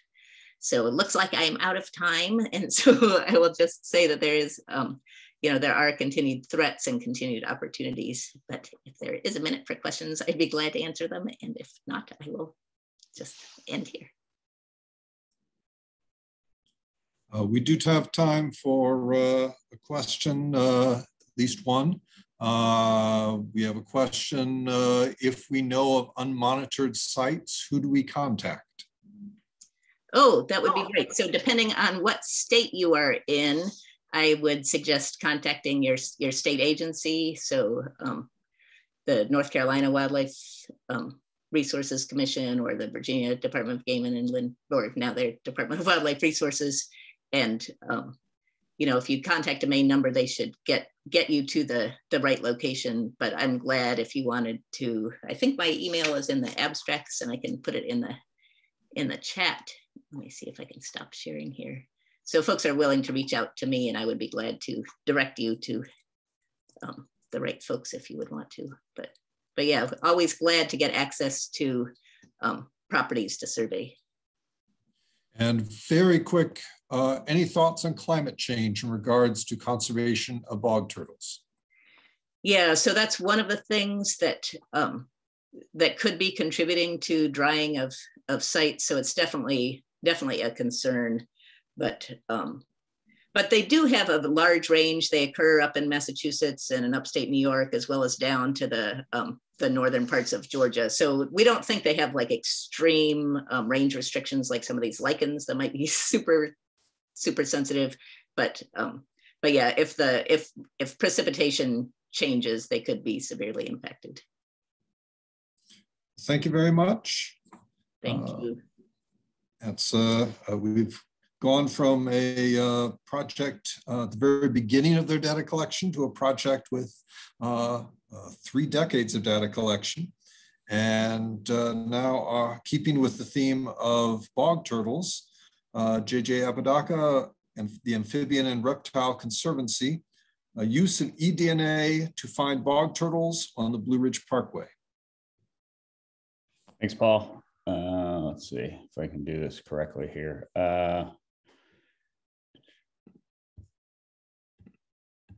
How's that? We look good? Looks great. All right, cool. Yeah, thanks everybody. Happy to be here and hearing all these great talks. And thanks to Carola for setting me up with just a ton of great stuff on bog turtles. It's awesome to see. And as she mentioned, I'll be talking about using eDNA to sort of survey for a lot of these populations, a newer technique, and try to find sort of a better way to get there. And before I get started, I also wanted to point out that even though eDNA is sort of part of my world, this is actually a project that's been a long time coming and was really the brainchild of Bob Cherry, and he helped push this through and thought of this like long before it was possible. And so just wanted to give him a shout out and mention that he had a major role in this. Let's see here. All right, so Carola mentioned a lot of this, but I'll just talk about turtle declines and that sort of stuff. And I think what's important to realize for turtles, sorry, moving things around here, is that worldwide turtles are in trouble. They're, we see huge declines across the whole world, really, and more recently in the United States. And they've really been in steep decline for several decades. And, to the point where 20% of all turtle species are critically endangered. So that's a lot of turtles. And, we consider 50 to 60% of species have some classification of risk of extinction under IUCN criteria. So we're talking about one of, if not the most imperiled vertebrate groups in the world, and facing all kinds of threats, which I'll talk more about later. But this is a group we really need to be careful about. We need to be monitoring, really carefully and working to conserve and protect these incredible species. And of course, like, turtles are especially vulnerable to effects of small populations and declines and habitat loss and all that sort of things. And a lot of the reasons for that are, these things that we all know about: long lifespans, delayed sexual maturity, low juvenile survival rates. Carol mentioned that bog turtles, on average lay about 3 eggs per year or every other year. And then specialized habitats and diets. So they're already sort of in this funnel heading down, and that gives them small populations and continuing declines or potentially small populations. And then they get trapped in what we call sort of the extinction vortex, which has a really strong grasp in amphibians and reptiles. And that just means that, like, as soon as they get into these small populations, they sort of, all the factors that result from small populations, like inbreeding, depression, just lead to more things like lower fecundity, which leads to things like smaller populations. And so it's this really downward cycle that we need to be aware of and try to manage for. And of course, to manage a species, you really have to know where it's at, right? And this is this diagram here to the right is sort of the latest model from Fish and Wildlife Service on species viability, called the 3 R's: representation, redundancy, and resiliency. And these are really all the things that we think about long-term that we need for species persistence and species viability. And of course, representation is purely like sort of redundancy is purely how many populations we have. And so to get an idea of redundancy, to get an idea of how to manage these things better, we have to know sort of where populations are and how many there are. And, obviously that's what I'll be talking about. So Carol already gave a great history and, sort of background on the bog turtle. I will mention that we can really think of these things as 2 units.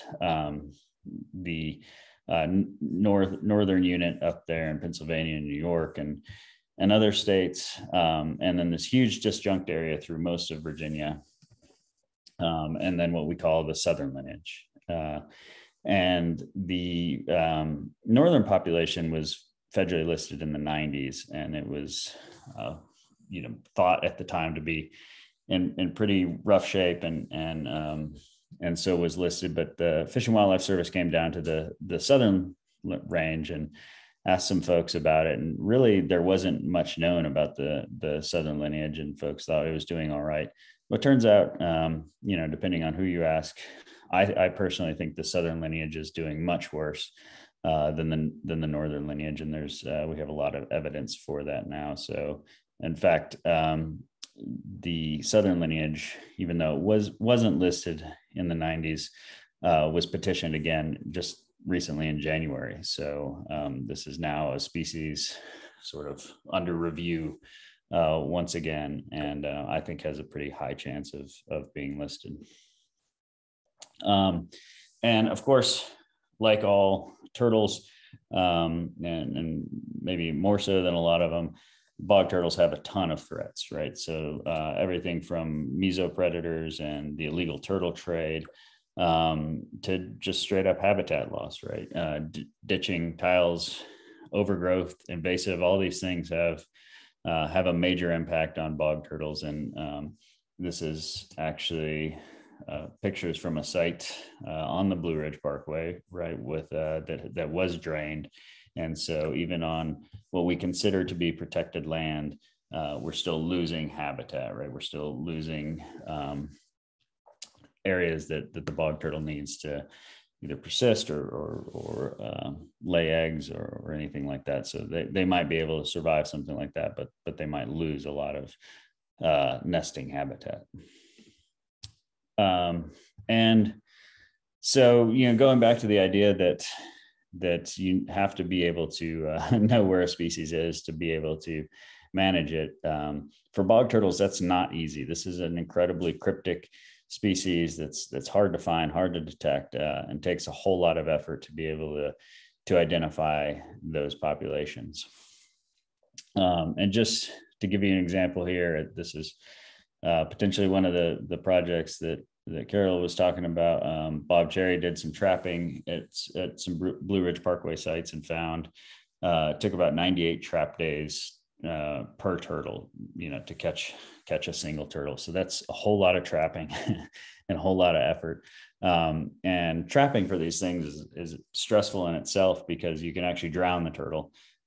So, that's not 98 days of a trap just out there anywhere. That's constantly going out to check it, making sure there's no rain, storms coming, anything like that, making sure that you're getting out there every day and the turtle's not overheating or anything like that. So that's not a very efficient method.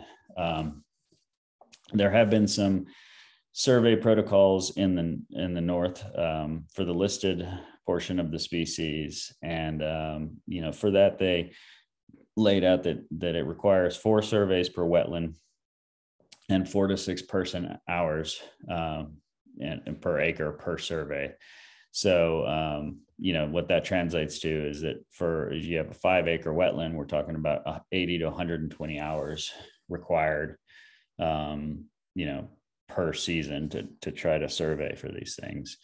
And, so that's obviously, if you have any number of sites, is a huge amount of effort. And again, overlooked sites, we don't know if the turtle's still there. They don't get managed as bog turtle habitat. And so I'll talk about a little bit later, that has negative consequences. So when we talk about the parkway specifically, we have, again, Bob Cherry and Bambi and Tom kind of identified a lot of these bogs and found from both historical records and just identifying potential bogs and potential wetlands out there for this species, 42 potential sites. 30 of them were historic sites, but had no turtles in more than 10 years. So again, hadn't detected any for quite some time. 31 of the 42 sites had no more than 2 turtles ever found. So we're not talking about any of these having, a huge number of turtles. Some of them are probably pretty decent, but it takes a lot of effort to be able to find those turtles. So given the numbers that I, said earlier, it's virtually impossible to survey park sites with those standard survey methods, right? With at least given the resources that are generally available. And just to kind of put that in perspective, if we use those traditional survey methods and guidelines, that's 5,040 survey hours or 638 hour days to survey those. And so we're talking about, a huge amount of resources and just probably not going to happen.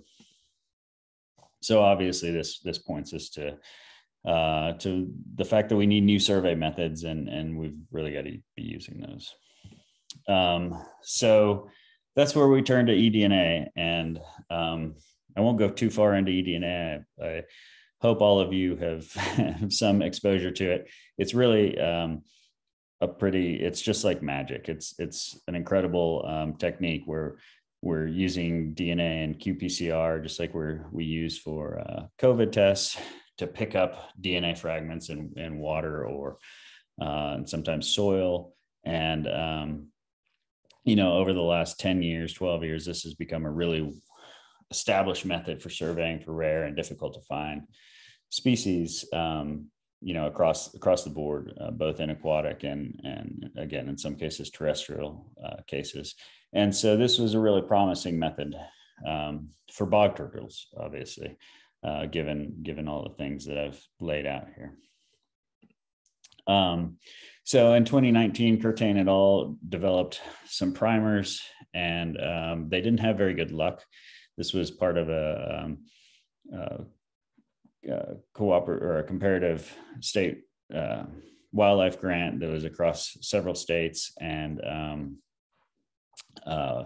they basically said that this method wasn't very effective because they were only getting somewhere in the realm of single-digit percentage detection rates. And I didn't go into too many reasons why that is, but essentially eDNA tends to work really well in nice, clean aquatic systems like aquatic streams. If you're looking for things like brook trout or hellbenders, it tends to not work so great or be really difficult when we have mucky, muddy systems as we get in these bogs. But we wanted to try it anyway, and we're constantly advancing in this field and getting better and better with it. And so we thought we'd give it a try. So with that, we went to 37 sites along the Parkway in Virginia and North Carolina. We lost a couple sites just because it was a pretty heavy drought year when we were sampling, and some of the bogs just didn't have water that we could even sample, or a few of them were just not really wetlands at the time. Depending on the size of the bog, we took 2 to 10 eDNA samples, most on the 10 side, but in a couple that were really limited in where we could get water, we just took a couple. And then we modified some of the methods we used. There's some new chemicals that sort of allow us to do better DNA extractions from some of these water samples where there's a lot of things like tannins and muds and things that might inhibit a PCR reaction. So in the end, we ended up getting positive results for 22 of the 37 bog sites tested.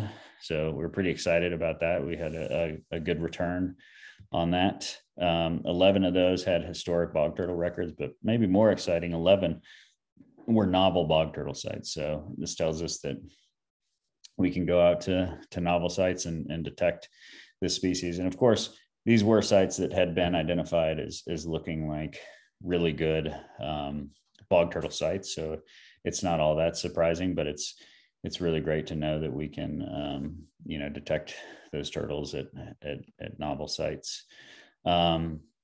15 of the 37 bog turtle sites were negative. 6 of those had historic bog turtle records. So we don't know if they're extirpated from that or possibly just that we didn't detect them. I will say that 3 of those sites had at least one positive qPCR run. So we typically run our qPCR reactions 3 times and require a positive to have 2 positive hits. And so for 3 of those, it looked like there's something there, but we didn't have any more hits. And so we didn't count those as positive. But in other projects where we're doing with turtles, we actually count 1 as positive. So, we might have 25 sites in reality. And 9 of those sites that were negative had no historic records. So, again, in those cases, we're probably no turtles there. So if we just look at like what that would take here, and we consider a fairly, what it would take to survey those bog sites, and consider a fairly reasonable $30 an hour. And that would take about 4,400 survey hours or $132,000. And that's not counting travel or, per diem or any of those sorts of things. And so we think this is a pretty good way to get to survey for these things across a large landscape. Trapping for those bogs would have taken 1,100 trap nights. Again, that's a lot of work, a lot of driving, all those sorts of things. So this is not a technique that, you know, is going to replace active surveys or trapping. Those are still super valuable techniques and methods, and there's times when you need to have the turtle in hand, and a lot of value you can get from that. But when you're trying to go across a large landscape like this, we've shown that eDNA can be pretty valuable for getting a picture of how a species is doing across the, you know, larger area. And yeah, valuable. Again, I've already said this, but a really valuable tool here for the National Park Service to survey sites for bog turtles, and we can do it rather quickly. You know, we did this in a couple months versus a couple years it would take to do traditional surveys. But you should always sort of use this in conjunction with traditional methods. And beyond that, eDNA should really only be a start, right? We really need to use this as a tool to identify where to be working. It doesn't do all that much good if we're just identifying these things and then in 20 years coming to see if they're there again. We need to be working to restore the proper hydrology to these bogs, to remove drainage tiles and ditches and that sort of stuff. And it's actually a project we're currently working on with the National Park Service in the Blue Ridge Parkway. So we're really excited about that. Maybe we'll be talking about that in the future. Should also be using eDNA to find those bogs that might not look so boggy and restore the habitat. So Carol had talked a little bit about woody encroachment, but this is an example of a bog that we restored, not on the Parkway, but 2 years ago in Western North Carolina. And on the left here is what it looked like, lots of woody vegetation, and you can see the elevation model. It's lots of kind of dense canopy there. This is what it should look like afterwards, is, you know, nice and open, you know, no woody vegetation in there. And that's really sort of a more bog turtle looking bog there. So with that, I'll just say thanks. Lots of people have been really instrumental in getting this going and allowing us to do this really cool work. And yeah, we're just happy to help this species and the Parkway. And I don't know if I have time for questions, but take it in.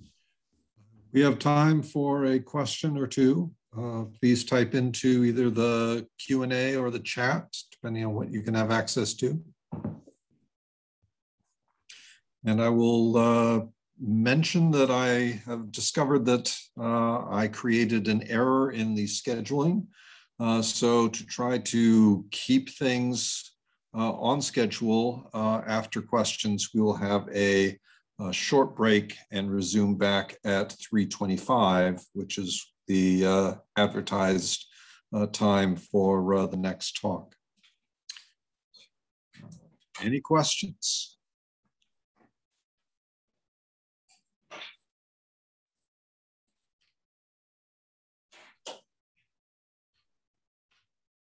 All right, I am not seeing any more questions. Thank you so much. Have you verified the eDNA with surveys? We have not on the Parkway, but last year we did a large study in several other sites in Western North Carolina where we paired eDNA and traditional surveys and another new survey method that we've used and showed that yeah, it works really well and collaborates, you know, basically one-to-one with actual presence absence. All right, very good. We will take a very short break and be back at 3:25. By my watch, that's 7 minutes. So One to run to the restroom, stare off in the distance, and come on back. We have 2 more talks.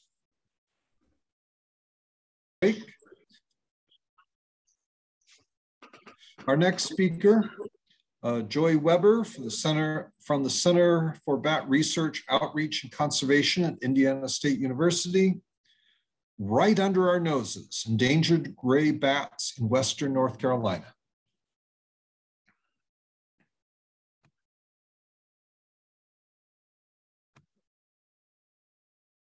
Are you there, Joey? Yes. Just trying to share my screen. Can everybody see that and hear me okay? We're good. Okay. Well, first, I'd just like to thank the Blue Ridge Parkway for allowing us to do some of our work on the Parkway. And also want to thank everybody today for listening to my presentation about gray bats. So the federally endangered gray bat is mostly found in karst regions of Missouri, Kentucky, Tennessee, and Alabama. But recently, gray bats have been found roosting in North Carolina. And you can see on the map that the range kind of barely reaches North Carolina there. And now that we know that gray bats are roosting in Western North Carolina, we wanted to apply various methods to find them in the French Broad River Basin of Western North Carolina. So for this presentation, I'm going to talk a little bit about the history of gray bats in North Carolina, and then move into what we've been learning during the last few years, and particularly about their distribution in North Carolina. And so this presentation will not be restricted to the Blue Ridge Parkway. So the French Broad River Basin includes parts of 8 counties in Western North Carolina. And there are about 16 major streams in the basin. And the basin is named after the French Broad River, which runs from the south near South Carolina and to the north in Tennessee. And Asheville is about halfway up the river, to orientate y'all on the map there.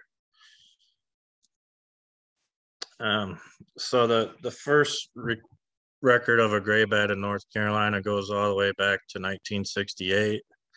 I believe this bat was found in an automobile front grille near the Swananoa River east of Asheville. And this bat was originally banded in Tennessee in June and then found in North Carolina in October.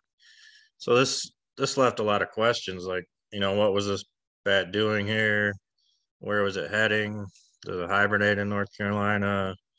Are there more gray bats in North Carolina? But it wasn't until around the year 2000 that gray bats began being captured in summer mist nets at a couple of sites. One of them is on the Pigeon River near Tennessee. And it's become a routine survey site for North Carolina Wildlife Resources Commission, where they catch gray bats. And they continue to catch gray bats there to this day. However, it was generally thought that these summer mist net captures were bats roosting in Tennessee and then flying into North Carolina at night to forage. And then in 2006, a gray bat was captured in a mist net on the south branch of Hominy Creek, which is just west of Asheville. And in 2014, a gray bat was captured in a mist net on the Davidson River, which is another one of North Carolina Wildlife Resources Commission's long-term monitoring sites for bats. But still, there was no records of gray bats roosting in North Carolina. But in 2016, while performing an emergence count of big brown bats, which is our most common bat in North Carolina, or one of our most common bats in North Carolina, at a bridge on the Blue Ridge Parkway, an Anabat bat detector recorded gray bat calls. So we returned and pulled a juvenile female gray bat from the bridge on the Blue Ridge Parkway. And so this was the first gray bat ever recorded roosting in North Carolina, as far as I know. And this bridge turned out to hold over 1,000 bats. And we believe most of the bats in the bridge were gray bats. So this is when North Carolina really realized that we had gray bats roosting in the state, not only flying at night, but also roosting, and potentially a lot of bats. The bridge is located on the French Broad River south of Asheville, and finding all these bats roosting, this spurred the North Carolina Wildlife Resources Commission to start searching for other roosts in the state. And so from 2016 to 2017, the Resources Commission discovered gray bats using 6 additional bridges. One of these bridges was used by up to 1,000 bats. The other is anywhere from 1 to 40 bats.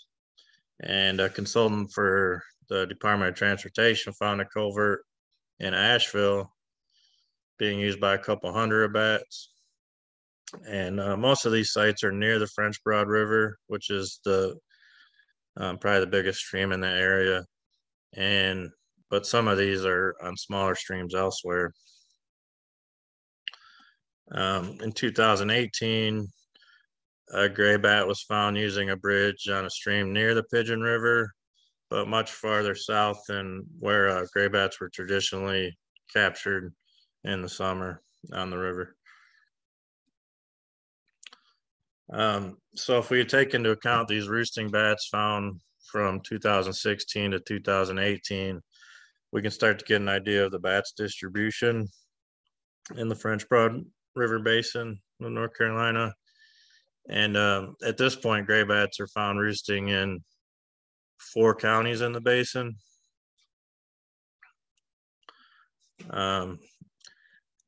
So in 2018, Indiana State University was hired by the North Carolina Department of Transportation to learn more about gray bats in North Carolina.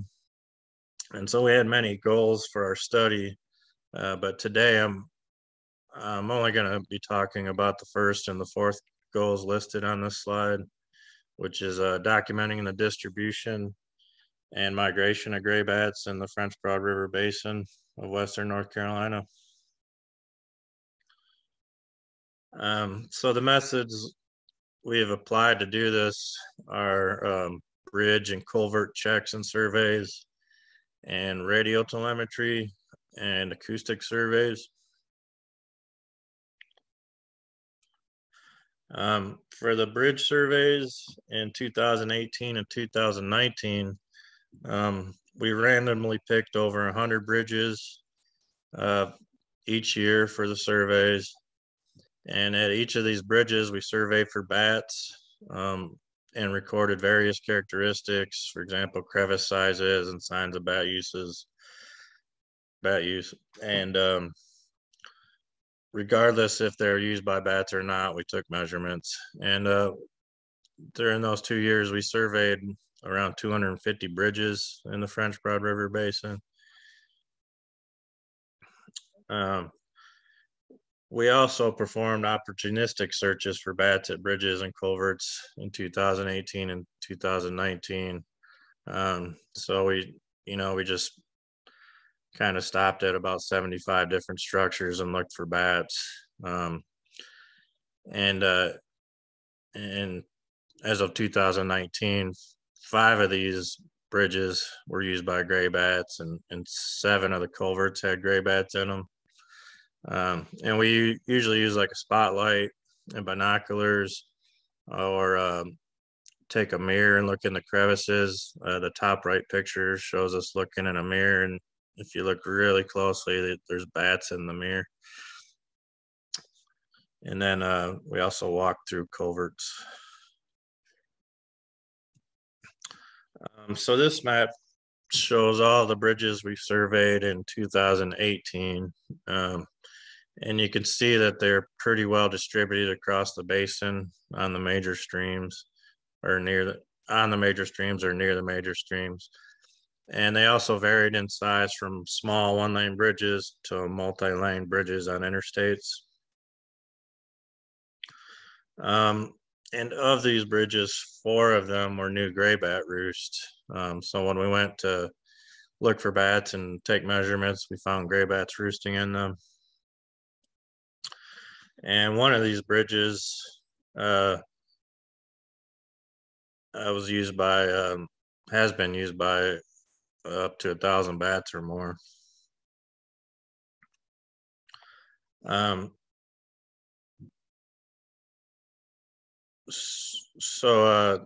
Of these bridges, of these 4 bridges, 2 of them were new gray bat roost. And throughout this presentation, I'm just going to highlight areas along the streams where gray bats are recorded so that we can look at their distribution in the basin. But in some cases, it may be exaggerated a little just to illustrate, for illustration purposes. So if we found a bat roosting in a bridge on a stream, I kind of highlight most of the stream, assuming that the bats are flying up and down the stream to forage.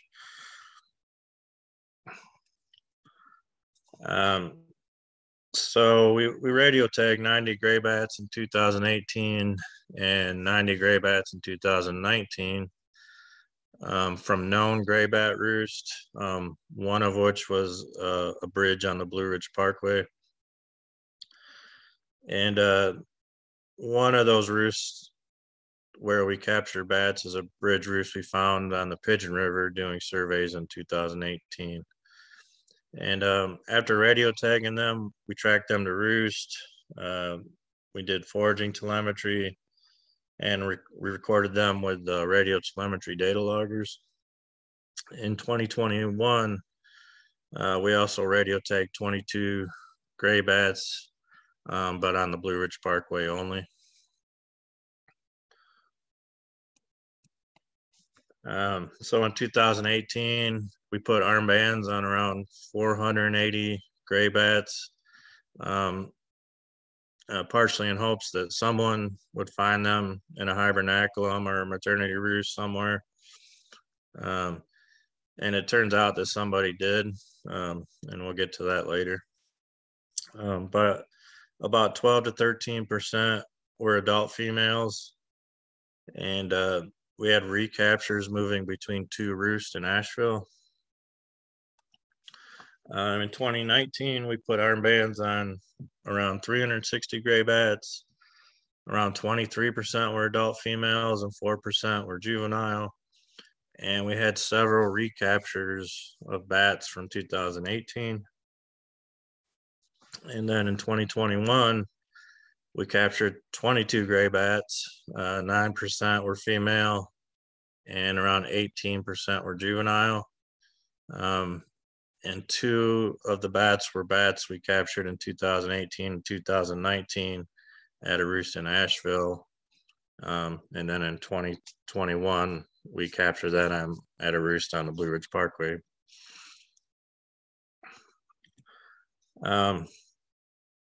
So as of 2019, we tracked bats to 5 bridge roosts. One of them new due to our tracking efforts. The bottom right picture is a picture of bats in a bridge drain pipe kind of clustered up in there. So they would use, crevices underneath the bridge and on the side of the bridge, and they would also use the drain pipes as a roosting site. Sometimes they would just kind of roost out in the open also. We did find bats using 8 culverts, and we radio tracked bats to 2 culverts and found 6 others with opportunistic searches.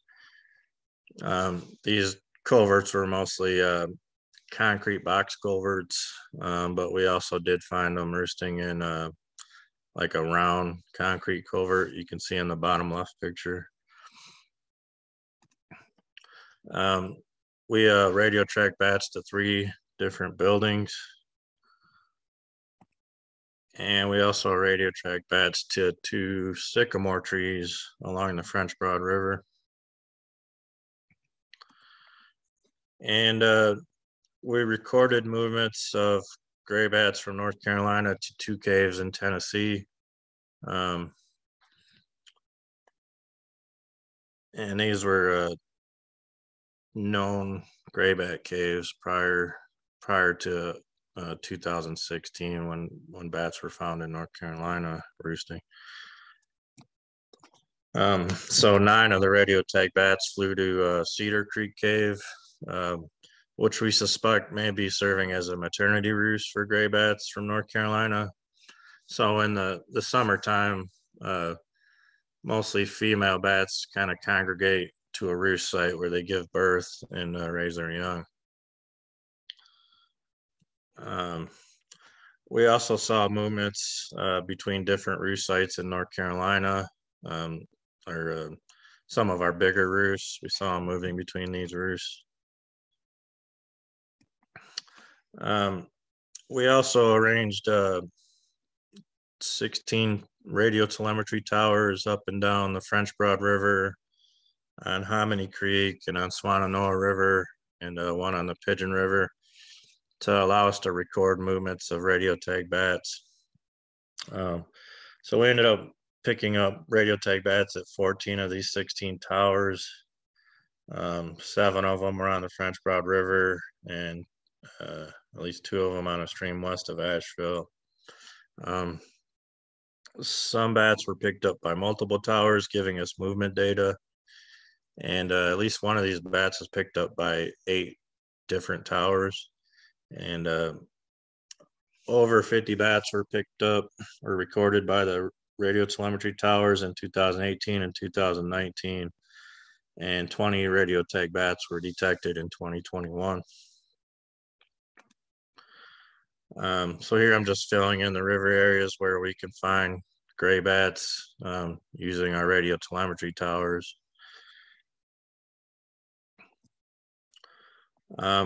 We also placed a telemetry tower or a telemetry data logger at the entrance of a known hibernaculum in Tennessee, which I showed on the map earlier where we track bats to. And we recorded 8 bats that were radio tagged in North Carolina at the entrance to the hibernacula in September, October, or November, which is a time when the bats were likely moving or preparing to move into hibernation for the season. And we recorded movements from 3 of the primary roosts. In other words, roosts used by over at least 350 bats to the hibernaculum. And some of these bats made the flight in one night. One bat made at least a 47-kilometer flight in a few hours. And another bat made at least a 73-kilometer flight in a night. And then in the winter of 2019, I believe it was, the Tennessee Wildlife Resources Agency saw 33 of our banded North Carolina gray bats at the hibernacula during a survey. So they saw the armbands on the bats with like NCWRC listed on them. And then in 2021, when we radio tagged 10 gray bats in September on the Blue Ridge Parkway Bridge, all 10 of those gray bats made their way to that hibernaculum in Tennessee. So we also did acoustic monitoring from June 2018 to November 2021. And we had 15 stations on major streams in the basin and they were set to record from sunset to sunrise. And we had microphones kind of pointed in each direction on the stream to record whatever was coming up. And this map shows all of our acoustic sites as of 2019. In 2021, we moved some of them.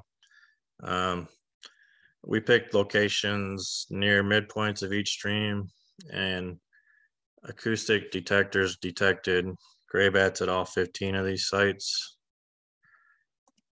So if we take all the historical records and findings from the Wildlife Resource Commission, ISU, and others from the past few years, we should get a pretty good idea of the gray bats distribution in the French Broad River Basin. And it appears that they are distributed throughout the French Broad River Basin. And if we assume that bats recorded at the midpoint of the stream, systems were using the entire stream, and we connect some of the records via streams, we can see areas where the bats are distributed. Some of the gaps have been filled in since 2019. And as of 2022, there have been 40-something gray bat roosts identified in North Carolina. And as of 2019 in North Carolina, roosting gray bats were found in 10 counties in the western part of the state, including a few counties to the west of the French Broad River Basin and one county to the east. And if we fast forward to 2022, gray bats were found in 13 counties in the western part of the state, mostly due to recent search efforts by North Carolina Resources Commission. And all of these records started with the record of a gray bat found roosting in the Blue Ridge Parkway in 2016. So in conclusion, applying a combination of methods and focusing on major waterways, we significantly advanced our understanding of the distribution of endangered gray bats in western North Carolina. Why methods like radio telemetry have not yielded a lot of results in this regard and is time consuming. Other methods like systematic bridge surveys and acoustic monitoring have given us a great deal of information about the bats distribution. So I'd like to thank the following organizations and private entities and people for making this study possible and making all these awesome discoveries, and countless volunteers that have helped us during the past few years. And if there's any time, I'll take any questions. Again, thank you, and thank you to all of the presenters and to everyone that listened and hopefully, like me, learned a lot. I love this sort of symposium, colloquium that brings together a wide variety of disciplines based solely on a common thread of something like the Blue Ridge Parkway. So hopefully you agree, and we look forward to having another symposium before too many years have passed. Again, have a good evening. It's pretty windy out where I am. Hope everybody drives safe or has a good evening. Thank you very much.